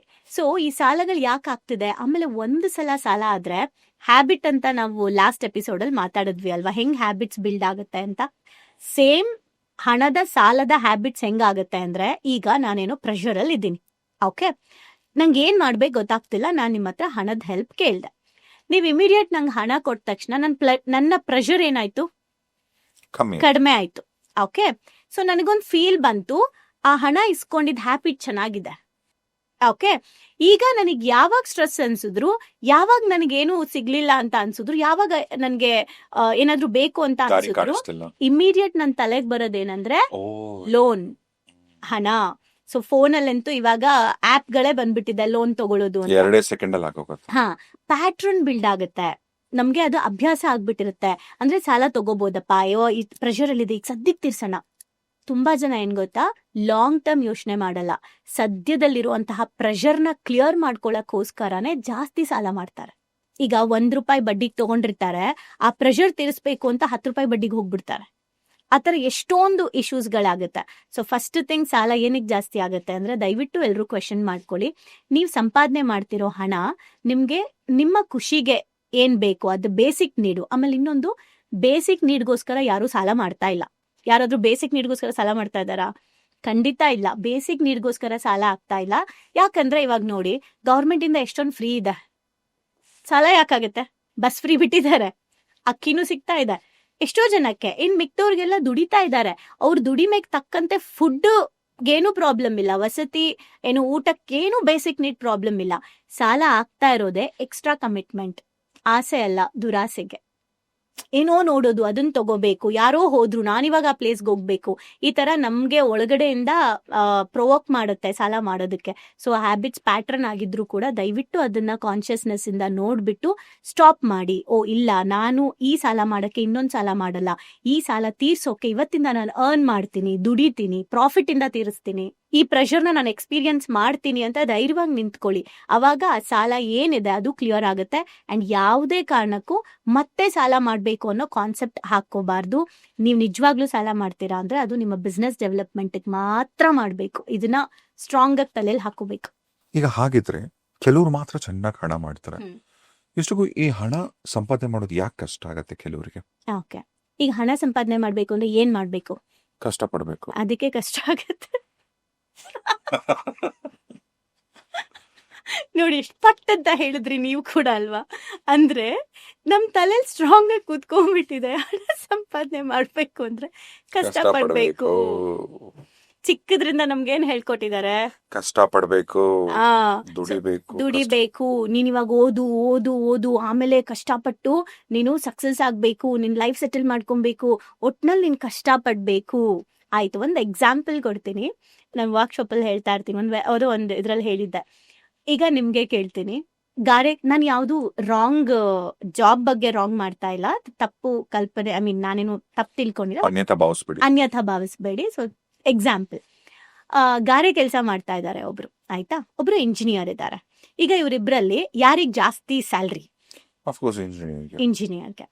ಸೊ ಬೆಳಗ್ಗೆಯಿಂದ ರಾತ್ರಿ ತನಕ ಬಿಸಿಲಲ್ಲಿ ಧೂಳಲ್ಲಿ ತುಂಬಾ ಕಷ್ಟಪಟ್ಟು ಫಿಸಿಕಲಿ ಪೇನ್ ಮಾಡ್ಕೊಂಡು ಎಲ್ಲ ಸಫರ್ ಮಾಡ್ಕೊಂಡು ದುಡಿತಾ ಇರೋರು ಯಾರು? ಮನೆ ಕಟ್ಟೋರು, ಗಾರೆ ಕೆಲಸ ಮಾಡೋರು. ಆಯ್ತಾ, ಹಾಗಿದ್ರೆ ಹಾರ್ಡ್ ವರ್ಕ್ ಮಾಡೋರ ಹತ್ರ ದುಡ್ಡು ಹೋಗ್ಬೇಕಲ್ವಾ? ಇಂಜಿನಿಯರ್ ಹತ್ರ ಯಾಕೆ ಹೋಗ್ತಾ ಇದೆ? ಇದೇ ಕ್ವೆಶನ್ ನನಗೆ ತುಂಬಾ ಕಾಡಕ್ ಸ್ಟಾರ್ಟ್ ಆಗಿದ್ದು. ಹಾರ್ಡ್ ವರ್ಕ್ ಮಾಡು, ನೈಟ್ ಶಿಫ್ಟ್ ಮಾಡು, ಸ್ಕ್ರಿಪ್ಟ್ ವರ್ಕ್ ಮಾಡು, ಮೀಡಿಯಾ ಕೆಲಸ ಮಾಡು, ಏನು ಎಲ್ಲೆಲ್ಲಿ ಬಿಸ್ನೆಸ್ ಮಾಡು, ಎಷ್ಟೊಂದು ಟೈಪ್ಸ್ ಆಫ್ ಬಿಸ್ನೆಸ್ ನಾನು ಮಾಡ್ತಾ ಇದ್ದೆ ಜಾಬ್ ಮಾಡ್ಬೇಕಾದ್ರೂ ಕೂಡ.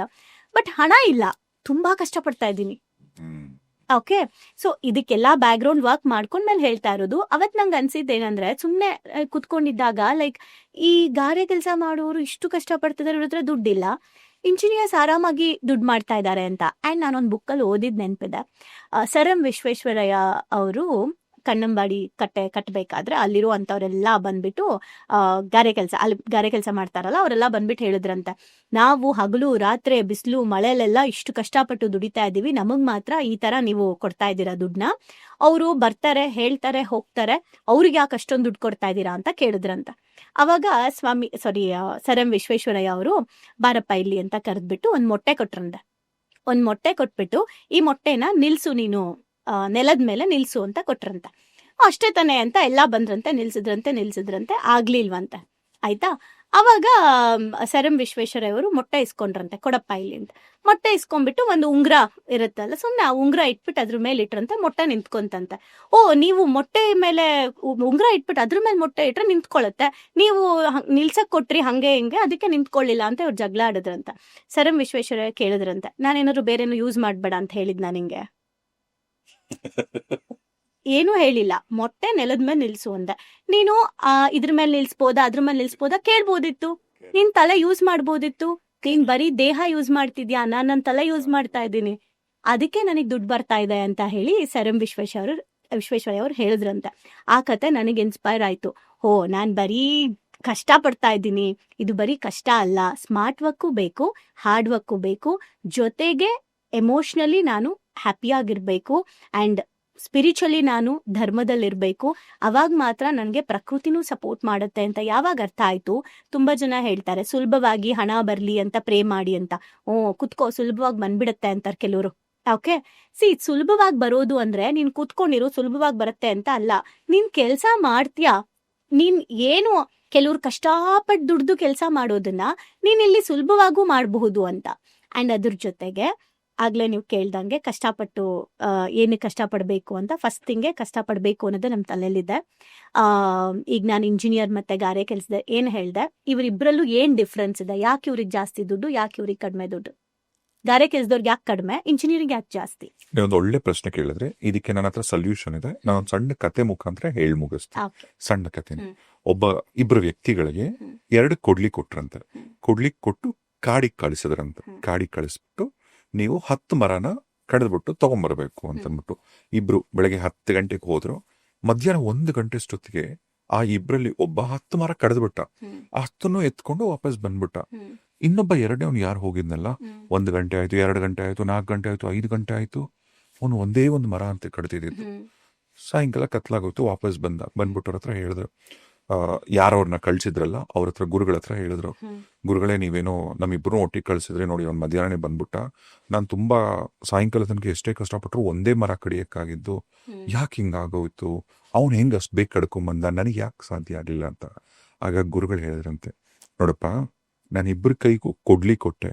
ಕೊಡ್ಲಿ ಕೊಟ್ಟಾಗ ಆ ಕೊಡ್ಲಿ ಶಾರ್ಪ್ ಇದೆಯೋ ಇಲ್ವೋ ಅಂತ ನೀನ್ ಚೆಕ್ ಮಾಡ್ಲಿಲ್ಲ, ಅವ್ನ್ ಚೆಕ್ ಮಾಡಿ.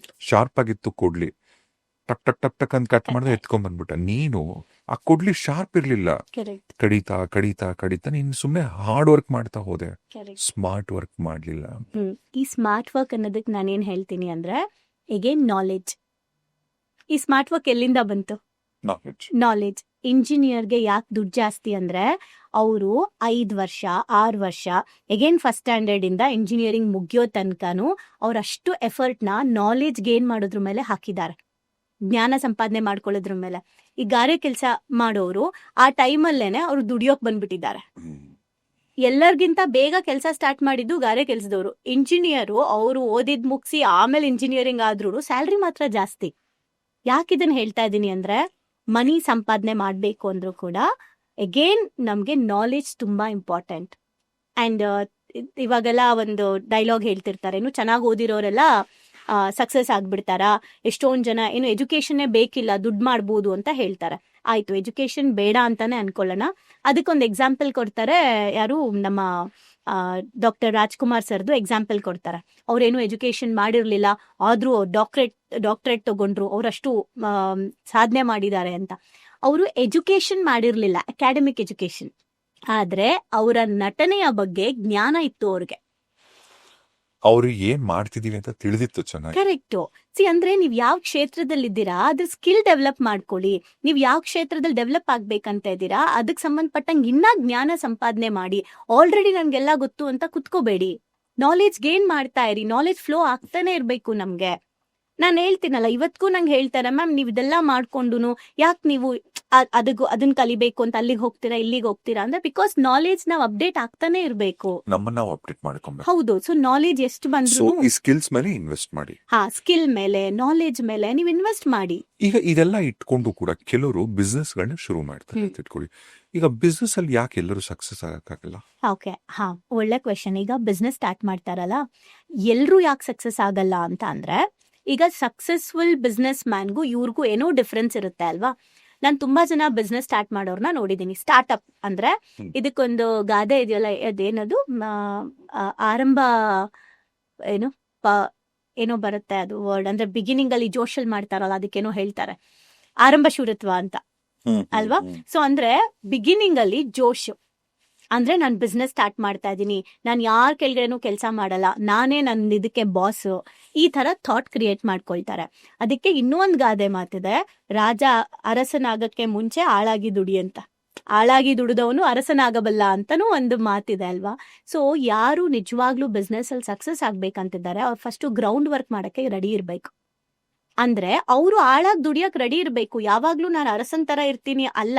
ಅರಸ ಹೇಗೆ ಇವತ್ತು ಆ ಜಾಗಕ್ಕೆ ಹೋಗಕ್ಕೆ ಅವ್ರ ಗುರುಕುಲ ಪದ್ಧತಿ ಎಲ್ಲ ಮುಗಿಸ್ಕೊಂಡು ಅಲ್ಲಿಗೆ ಹೋಗಿರ್ತಾರೆ ಅವರು, ಕರೆಕ್ಟಾ? ಅವ್ರು ಏನೇನ್ ಕಲಿಬೇಕು ಕಲ್ತು ಹೋಗಿರ್ತಾರೆ ಅಲ್ಲಿಗೆ.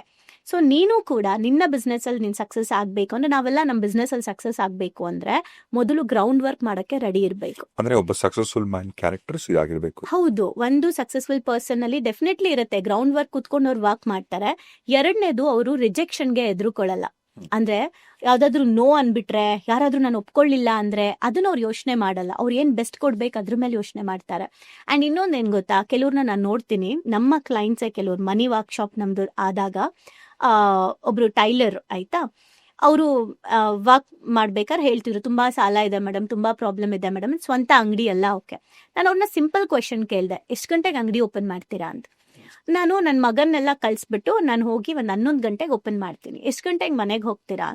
ಒಂದು 5-6 ಗಂಟೆ 7 ಗಂಟೆಗೆ ಮನೆಗೆ ಹೋಗ್ತೀನಿ. ಓಕೆ, ಮಧ್ಯಾಹ್ನ ಊಟಕ್ಕೆ ಎಷ್ಟು ಗಂಟೆಗೆ ಹೋಗ್ತೀರಾ?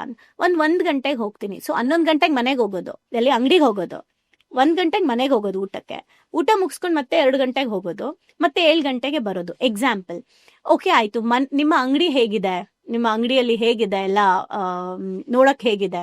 ಸಿಕ್ಕಾಬಟ್ಟೆ ಬಟ್ಟೆ ತುಂಬಾ ದಿನದಿಂದ ಕೊಟ್ಟಿರೋದು ವಾಪಸ್ ಕೊಟ್ಟಿಲ್ಲ ನಾವು. ವಾವ್, ಅದ್ಭುತ.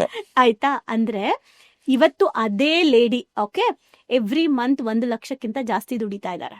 ನೈಸ್. ಸೊ ಅಂದ್ರೆ ತುಂಬಾ ಜನ ಈಗ ನಾನು ಆಗ್ಲೇ ಹೇಳ್ದಂಗೆ ಎಷ್ಟ್ ಗಂಟೆಗೆ ಹೋಗೋದು, ಓನರ್ ಆಗ್ಬಿಟ್ಟೆ ಅನ್ಬಿಟ್ಟು ಎಷ್ಟ್ ಗಂಟೆಗೆ ಬೇಕು ಅಷ್ಟ್ ಗಂಟೆಗೆ ಎದ್ದೊಳೋದು. ನಾನು ಓನರು, ನಾನು ಯಾವಾಗಾದ್ರೂ ಹೋಗಿ ಓಪನ್ ಮಾಡ್ತೀನಿ. ನಾನು ಓನರು, ನಾನು ಯಾವಾಗ ಬೇಕು ಅವಾಗ ರಜಾ ಹಾಕ್ತೀನಿ. ಸೊ ಓನರ್ ಆದವ್ರು ಆಕ್ಚುಲಿ ರಜಾ ಹಾಕಂಗಿಲ್ಲ. ತುಂಬಾ ಜನ ಬಿಸ್ನೆಸ್ ಅಲ್ಲಿ ಎಡುತ್ತಾ ಇರೋದು ಅಲ್ಲೇನೆ. ಅಂದ್ರೆ ಕಂಫರ್ಟ್ ಝೋನ್ಗೆ ಹೋಗ್ಬಿಡ್ತಾರೆ. ಯಾವಾಗ ಮನಿ ಬರಕ್ ಸ್ಟಾರ್ಟ್ ಆಗುತ್ತೆ ಅವಾಗ ಕಂಫರ್ಟ್ ಝೋನ್ಗೆ ಹೋಗ್ಬಿಡ್ತಾರೆ. ಓ, ದುಡ್ಡು ಬರಕ್ ಸ್ಟಾರ್ಟ್ ಆಯ್ತು, ಈಗ ನನ್ಗೆ ಇಷ್ಟು ದುಡ್ಡು ಬರ್ತಿದ್ಯಪ್ಪ, ನಾನೀಗ ನನ್ನ ಟೈಮ್ನ ಸ್ಪೆಂಡ್ ಮಾಡ್ಬೇಕು ಅಂತ ಕಂಪ್ಲೀಟ್ ಕಂಫರ್ಟ್ ಝೋನ್ಗೆ ಹೋಗ್ಬಿಡ್ತಾರೆ. ಅವಾಗ ಇಲ್ಲಿ ಬಿಸ್ನೆಸ್ ಲಾಸ್ ಆಗೋ ಚಾನ್ಸಸ್ ಇರುತ್ತೆ. ಅಂದ್ರೆ ಆಕ್ಚುಲಿ ಬಿಸ್ನೆಸ್ ಚೆನ್ನಾಗಿ ಆಗ್ತಿದ್ದಾಗಲೇ ಇನ್ನೂ ಚೆನ್ನಾಗಿ ಮಾಡಬೇಕು. ಹೌದು, ನೀವ್ ಅದನ್ನ ಇನ್ನ ಅಪ್ಡೇಟ್ ಮಾಡ್ತಾ ಹೋಗ್ಬೇಕು. ಅಂಡ್ ಸಕ್ಸಸ್ಫುಲ್ ಪರ್ಸನ್ಸ್ ನ ನೀವು ನೋಡಿದ್ರೆ ಅವರ ಬಿಸ್ನೆಸ್ ಅಲ್ಲಿ ಅವ್ರು ಎಷ್ಟು ಎಫರ್ಟ್ ಇರುತ್ತೆ, ಅವ್ರು ಎಷ್ಟು ನಾಲೆಡ್ಜ್ ಅಪ್ಡೇಟ್ ಮಾಡ್ಕೊಳ್ತಾರೆ, ಎಷ್ಟು ಗಂಟೆಗೆ ಹೋಗ್ತಾರೆ. ಸಿಂಪಲ್ ಮಾರ್ವಾಡ್ ಇಸ್ದು ನಾನು ಆಗ್ಲೇ ಎಕ್ಸಾಂಪಲ್ ಹೇಳ್ದೆ. ಅವ್ರು ಎಷ್ಟು ಗಂಟೆಗೆ ಅಂಗಡಿ ಓಪನ್ ಮಾಡ್ತಾರೆ, ಅಂಗಡಿ ಅವ್ರದ್ದು ಎಷ್ಟು ನೀಟ್ ಇರುತ್ತೆ, ಎಷ್ಟು ಗಂಟೆಗೆ ಕ್ಲೋಸ್ ಮಾಡ್ತಾರೆ. ಯಾರಾದ್ರೂ ರಾತ್ರಿ ಕಸ್ಟಮರ್ಸ್ ಹೋದ್ರೆ ಅವ್ರು ಬಾಗ್ಲಾಕ್ತಾ ಇದೀವಿ ಬರ್ಬೇಡಿ ಅಂತ ಹೇಳಲ್ಲ, ಬನ್ನಿ ಅಂತ ಈವನ್ ಬಾಗ್ಲಾಕೋ ಟೈಮಲ್ಲೂ ಕೂಡ ಕುಟ್ ಕಳಿಸ್ತಾರೆ. ಯಾಕೆ ಅಂದ್ರೆ ಕಸ್ಟಮರ್ಸ್ನ ಅವ್ರು ಹಂಗೆ ಟ್ರೀಟ್ ಮಾಡ್ತಾರೆ. ನಾವ್ ಹೆಂಗೆ ಅಂದ್ರೆ ಟೈಮ್ ಆಯ್ತು ಅಂತ ಹಾಕ್ಬಿಡ್ತಾರೆ ಎಷ್ಟೊಂದ್ ಜನ. ಅಂದ್ರೆ ನೀವು ಬಿಸ್ನೆಸ್ ಅಲ್ಲಿ ಸಕ್ಸಸ್ ಆಗ್ಬೇಕು ಅಂದ್ರೂ ಕೂಡ ಕ್ವಾಲಿಟೀಸ್ ಇರ್ಬೇಕು, ಅವಾಗ ನೀವು ನಮ್ ಬಿಸ್ನೆಸ್ ಗಳಲ್ಲಿ ನಾವು ಸಕ್ಸಸ್ ಆಗ್ತೀವಿ. ಅಲ್ಲ ತರ ಅವ್ರೆ, ಈಗ ಕ್ವಾಲಿಟೀಸ್ ಅಂತ ನಾವು ಹೇಳಿದ್ರಿ, ಇದೆಲ್ಲ ನಾವು ಒಬ್ಬರೇ ಮಾಡಿದಾಗ, ಇವಾಗ ನಾನ್ ಬಿಸ್ನೆಸ್ ಮಾಡಿದಾಗ ನನಗೆ ಇದು ಕ್ವಾಲಿಟಿ, ನಿಮ್ಗೆ ಈಗ ಫಾರ್ ಎಕ್ಸಾಂಪಲ್ ನಾನು ನೀವು ಸೇರಿ ಒಂದು ಕಂಪ್ನಿ ಒಂದು ಬಿಸ್ನೆಸ್ ಮಾಡಬೇಕು ಅಂತ ಪಾರ್ಟ್ನರ್ಶಿಪ್. ಓಕೆ, ಇವಾಗ ನೀವು ಅಂತಲ್ಲ, ಈಗ ಜನರಲ್ ಆಗಿ ಈಗ ನಾನು ಯಾರನ್ನಾದ್ರೂ ಒಬ್ಬರನ್ನ ನನ್ನ ಬಿಸ್ನೆಸ್ಗೆ ಪಾರ್ಟ್ನರ್ ಆಗಿ ಸೆಲೆಕ್ಟ್ ಮಾಡ್ಬೇಕಂದ್ರೆ ಹೇಗೆ ಸೆಲೆಕ್ಟ್ ಮಾಡಬೇಕು? ಓಕೆ, ಇದ್ರಲ್ಲಿ 2 ವಿಚಾರ ತಿಳ್ಕೊಳ್ಳೋಣ, ತುಂಬಾ ಹೆಲ್ಪ್ ಆಗುತ್ತೆ. ಮೊದಲನೇದು, ನೀವು ಒಬ್ಬರನ್ನ ಪಾರ್ಟ್ನರ್ ಆಗಿ ಸೆಲೆಕ್ಟ್ ಮಾಡ್ಬೇಕಾದ್ರೆ ಏನಕ್ಕೆ ಸೆಲೆಕ್ಟ್ ಮಾಡ್ತಾ ಇದ್ದೀರಾ ನೀವು ಪಾರ್ಟ್ನರ್ ಆಗಿ? ನನಗೆ ಅವ್ರು ತುಂಬಾ ಚೆನ್ನಾಗಿ ಗೊತ್ತು, ಮೋಸ ಮಾಡಲ್ಲ, ಓಕೆ, ಕೆಲಸ ಮಾಡ್ತಾರೆ, ಓಕೆ, ನಂಬಿಕೆ, ಬೇಸಿಕಲಿ ನಂಬಿಕೆ. ಓಕೆ. ಸೊ ನೀವು ಒಂದು ಪಾರ್ಟ್ನರ್ನ ಸೆಲೆಕ್ಟ್ ಮಾಡ್ಬೇಕಾದ್ರೆ ಫಸ್ಟ್ ಆ ಬಿಸ್ನೆಸ್ಗೆ ನೀವೇನ್ ಯಾವ ಬಿಸ್ನೆಸ್ ಶುರು ಮಾಡ್ತಾ ಇದ್ದೀರಾ, ಆ ಬಿಸ್ನೆಸ್ ಬಗ್ಗೆ ನನ್ನ ಪಾರ್ಟ್ನರ್ಗೆ ನಾಲೆಜ್ ಇದೆಯಾ, ಜ್ಞಾನ ಇದೆಯಾ, ಸ್ಕಿಲ್ ಇದೆಯಾ, ಅಂಡ್ ಅವರು ಎಷ್ಟು ಎಫರ್ಟ್ ಹಾಕಕ್ಕೆ ರೆಡಿ ಇದ್ದಾರೆ, and equal effort, equal knowledge, equal skill ನ ನಾನು ಡೆವಲಪ್ ಮಾಡ್ಕೊಳಕ್ಕೆ ರೆಡಿ ಇದ್ದೀನಾ, ಸೇಮ್ ಫ್ರೀಕ್ವೆನ್ಸಿ ಇದೆಯಾ ನಮ್ಮಿಬ್ರು ಮಧ್ಯ. ಅಂಡ್ ನಿಮ್ಮ ಪಾರ್ಟ್ನರು, ಈಗ ನೀವು ಅವ್ರ ಜೊತೆಗೆ ಹೋಗೋದಕ್ಕೆ ಪಾರ್ಟ್ನರ್ ಇದಾರಪ್ಪ, ಸ್ವಲ್ಪ ನನ್ಗೆ ವರ್ಕ್ ಆಗುತ್ತೆ. ಈಗ ನಾವು ನೀವು ಸೇರಿ ಒಂದು ರೆಸ್ಟೋರೆಂಟ್ ಓಪನ್ ಮಾಡ್ಬೇಕು ಅಂತ ಇಟ್ಕೊಳ್ಳಿ. ಈಗ ಉದಾಹರಣೆಗೆ ನಿಮ್ಮನ್ನ ನಾನು ಪಾರ್ಟ್ನರ್ ಆಗಿ ಚೂಸ್ ಮಾಡ್ಬೇಕು ಅಂದ್ರೆ ನನಗೆ ರೆಸ್ಟೋರೆಂಟ್ ಬಗ್ಗೆ ನಾಲೆಜ್ ಇದೆ, ಫುಡ್ ನಾಲೆಜ್ ಇದೆ. ಈಗ ನಿಮ್ಮನ್ನ ಪಾರ್ಟ್ನರ್ ಆಗಿ ನಾನು ತಗೊಂಡ್ಬೇಕಂದ್ರೆ ನಾನು ಕೂಡ ಇದನ್ನೆಲ್ಲ ಚೆಕ್ ಮಾಡಬೇಕು. ಅಂದ್ರೆ ನಿಮಗೆ ಇದ್ರೆಲ್ಲ ಆಸಕ್ತಿ ಇದೆಯಾ, ನಿಮಗೆ ಇದ್ರ ಬಗ್ಗೆ ಐಡಿಯಾ ಇದೆಯಾ, ಯಾವ ಫುಡ್ ತರಬಹುದು, ಹೇಗೆ ಅಂತ, ಮಾರ್ಕೆಟಿಂಗ್ ಹೇಗ್ ಮಾಡಬಹುದು ಅಂತ ಐಡಿಯಾ ಇದೆಯಾ. ಸೊ ಎಲ್ಲ ಕನ್ಸಿಡರ್ ಮಾಡಬೇಕು. ಈವನ್ ಲಾಸ್ ಆದ್ರೆ ಓಕೆ, ಈಕ್ವಲ್ ಆಗಿ ತಗೊಳಕ್ ರೆಡಿ ಇದ್ದೀರಾ. ಅವರು ತುಂಬಾ ಇಂಪಾರ್ಟೆಂಟ್. ಪಾರ್ಟ್ನರ್ಸ್ ಏನ್ ಮಾಡ್ತಾರೆ ಅಂದ್ರೆ ನನ್ ಪಾರ್ಟ್ನರ್ ಅಂತ ದುಡ್ಡು ಹಾಕ್ತಾರೆ, ಅಲ್ಲೇನೋ ಲಾಸ್ ಆಯ್ತು ಅನ್ಕೊಳ್ಳಿ, ಲಾಸ್ಗೆ ನಾನಲ್ಲ ರೆಸ್ಪಾನ್ಸಿಬಿಲಿಟಿ. ಪಾರ್ಟ್ನರ್ ಆಗಿ ತಗೊಳ್ತೀವಲ್ಲ, ತುಂಬಾ ಜನ ಏನ್ ಮಾಡ್ತಾರೆ ಅಂದ್ರೆ ಪಾರ್ಟ್ನರ್ಶಿಪ್ ಎಲ್ಲಿ ಎಫೆಕ್ಟ್ ಆಗುತ್ತೆ ಅಂದ್ರೆ ಪ್ರಾಫಿಟ್ ಶೇರಿಂಗ್ ಇರುತ್ತೆ, ಲಾಸ್ ಶೇರಿಂಗ್ ಇರಲ್ಲ. ನೀನ್ ಪ್ರಾಫಿಟ್ ಮಾಡು, ಇಬ್ರು ಶೇರ್ ಮಾಡ್ಕೊಳ್ಳೋಣ, ಲಾಸ್ ಮಾತ್ರ ಮಾಡಂಗಿಲ್ಲ. ಸೊ ಪಾರ್ಟ್ನರ್ ಅಂದ್ಮೇಲೆ ಪಾರ್ಟ್ನರ್ ತಾನೆ, 2 ಪಾರ್ಟ್ ಆಗ್ಬೇಕು. ಸೊ ನೀವೊಂದು ಪಾರ್ಟ್ನರ್ಶಿಪ್ ನ ಸೆಲೆಕ್ಟ್ ಮಾಡ್ಬೇಕಾದ್ರೆ ಫಸ್ಟ್ ಆಫ್ ಆಲ್ ಅವ್ರ ಇಂಟೆನ್ಷನ್ ಏನು, ಇವ್ರು ಈ ಬಿಸ್ನೆಸ್ ನ ಸುಮ್ನೆ ಒಂದು ಲೈಫ್ಗೆ ಏನೋ ಬೇಕು ಅಂತ ಬರ್ತಾ ಇದಾರೋ, ಅಥವಾ ಇವ್ರಿಗೊಂದು ವಿಷನ್ ಇಟ್ಕೊಂಡಿದಾರಾ, ಈ ಬಿಸ್ನೆಸ್ ಮೂಲಕ ಮುಂದೆ ಏನ್ ಮಾಡ್ಬೇಕು ಅನ್ಕೊಂಡಿದ್ದಾರೆ, ಇದನ್ನ ಒಂದು ದೊಡ್ಡ ಬ್ರ್ಯಾಂಡ್ ಮಾಡ್ಬೇಕಂತ ಇದಾರಾ, ದೊಡ್ಡ ಮಟ್ಟಕ್ಕೆ ಇದನ್ನ ಓಪನ್ ಮಾಡ್ಬೇಕು ಅಂತ ಇದಾರಾ, ಆ ಡ್ರೀಮ್ಸ್ ನೆಲ್ಲ ಚೆಕ್ ಮಾಡ್ಬೇಕು. ಇಲ್ಲಾಂದ್ರೆ ಸುಮ್ನೆ ಪಾರ್ಟ್ನರ್ಶಿಪ್ ಮಾಡ್ಕೊಂಡ್ರೆ ನಿಮಗೊಂದು ದೊಡ್ಡ ಕನ್ಸಿರುತ್ತೆ. ಅಂದ್ರೆ ಈಗ ಉದಾಹರಣೆಗೆ ಈಗ ಒಂದು ಯಾವ್ದೊಂದು ಹೋಟೆಲ್ ಅಂತಾನೆ ಇಟ್ಕೊಳ್ಳಿ, 2 ಲಕ್ಷ ಏನು ಬಿಸ್ನೆಸ್ ಕ್ಯಾಪಿಟಲ್, ನೀವು 1 ಲಕ್ಷ ಹಾಕಿದ್ರಿ, ನಾನು 1 ಲಕ್ಷ ಹಾಕ್ತೆ. 1 ಲಕ್ಷ ಮನೆಗೆ ಅಡ್ವಾನ್ಸ್ ಅಂತಾನೆ ಕೊಟ್ಟು, ಈ ಹೋಟೆಲ್ಗೆ ಅಡ್ವಾನ್ಸ್ ಅಂತಾನೆ ಕೊಟ್ಟೆ. ಇನ್ನು 1 ಲಕ್ಷ ಇದೆ. ಈ 1 ಲಕ್ಷದಲ್ಲಿ ಬಿಸ್ನೆಸ್ ಶುರು ಮಾಡಿದ್ವಿ. ಆಮೇಲೆ ಆ ಬಿಸ್ನೆಸ್ ಏನೋ ಆಗ್ಲಿಲ್ಲ ಅಂತಂದ್ರು ಕೂಡ ಅವಾಗ ನಾನು ಹೇಳಂಗಿಲ್ಲ, ಪ್ರಾಫಿಟ್ ಬಂದಿದ್ರೆ ಇಬ್ರು ಶೇರ್ ಮಾಡ್ತಿದ್ವಿ.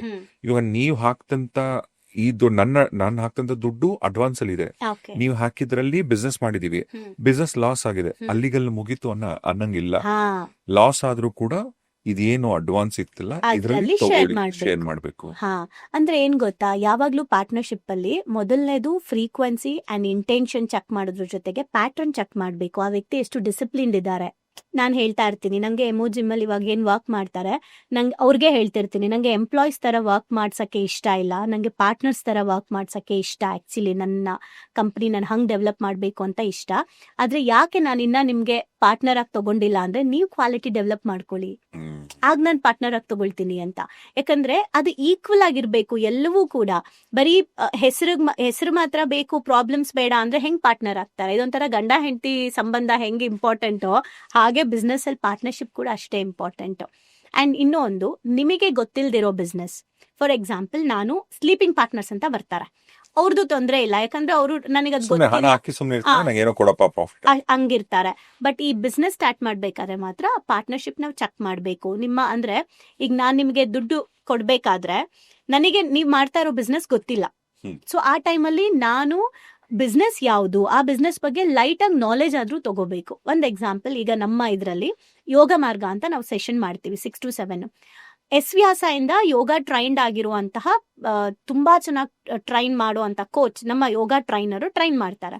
ಬಟ್ ಸ್ಟಿಲ್ ನಾನು ಕೂಡ ಎಸ್ವ್ಯಾಸದಲ್ಲೇನೆ ನಂದು ಸಂಯಮ ಇದ್ರ ಮೂಲಕ YIC ನಾನು ಕಂಪ್ಲೀಟ್ ಮಾಡ್ಕೊಂಡೆ. ಸೇಮ್ ಯೋಗ ಇನ್ಸ್ಟ್ರಕ್ಟರ್ ಕೋರ್ಸ್ನ ನಾನು ಲಾಸ್ಟ್ ಇಯರ್ ಕಂಪ್ಲೀಟ್ ಮಾಡ್ಕೊಂಡೆ. ರೀಸನ್ ಏನು ಅಂದ್ರೆ, ಬೈ ಚಾನ್ಸ್ ಅವ್ರೇನಾದ್ರು ಬಿಟ್ರೆ ನನಗೆ ಗೊತ್ತಿರ್ಬೇಕು ನಾಲೆಜ್. ಅರ್ಥ ಆಯ್ತು. ಎರಡನೇದು, ಅವ್ರ ಇನ್ ಕೇಸ್ ಏನಾದ್ರೂ ನೆಗ್ಲೆಕ್ಟ್ ಮಾಡ್ಬಿಟ್ಟು ಹೆಂಗಿದ್ರು ಇವ್ರಿಗೆ ಗೊತ್ತಿಲ್ಲ ಅನ್ಬಿಟ್ಟು ಸುಮ್ನೆ ಕೇರ್ಲೆಸ್ ಮಾಡ್ತಾ ಇದ್ರೆ, ನನಗೆ ಅಟ್ಲೀಸ್ಟ್ ಅವ್ರು ತಪ್ಪು ಮಾಡ್ತಾ ಇದಾರಾ, ಸರಿ ಮಾಡ್ತಾ ಇದಾರಾ? ಟೂ ಮಚ್ ಡಿಪೆಂಡೆನ್ಸಿ ಇರಬಾರ್ದು. ಎಕ್ಸಾಕ್ಟ್ಲಿ. ನೀವು ಪಾರ್ಟ್ನರ್ಶಿಪ್ ಮಾಡ್ಕೊಳ್ತಾ ಇದ್ದೀರಾ ಅಂದ್ರೆ ಯಾವುದೇ ಕಾರಣಕ್ಕೂ ಎಲ್ಲ ಅವ್ರ ಮೇಲೆ ಹಾಕಿ ಬಿಡಬಾರ್ದು. ಫುಲ್ ರೆಸ್ಪಾನ್ಸಿಬಿಲಿಟಿ ಒಬ್ಬರ ಮೇಲೆ ಹಾಕಬಾರ್ದು. ನೀವು ರೆಸ್ಪಾನ್ಸಿಬಲ್ ಆಗ್ಬೇಕು, ನಿಮಗೂ ಆ ಬಿಸ್ನೆಸ್ ಬಗ್ಗೆ ಗೊತ್ತಿರಬೇಕು. ಹಂಗಿದ್ರೆ ಮಾತ್ರ ಕೈ ಹಾಕ್ಬೇಕು. ಗೊತ್ತಿಲ್ದಿರೋ ಬಿಸ್ನೆಸ್ಗಳಿಗೆ ಕೈ ಹಾಕಿ ಸೋತಿರೋರೇ ಜಾಸ್ತಿ. ಈಗ ಕೆಲವರಿಗೆ ಹಣನೇ ಬರಲ್ಲ, ಆ ಮನಿ ಏನಕ್ಕೆ ಬ್ಲಾಕ್ ಆಗತ್ತೆ ಅಂತ ಬ್ಲಾಕೇಜಸ್ ಬಗ್ಗೆ ಕೂಡ ನಾವು ಮಾತಾಡಿದ್ವಿ.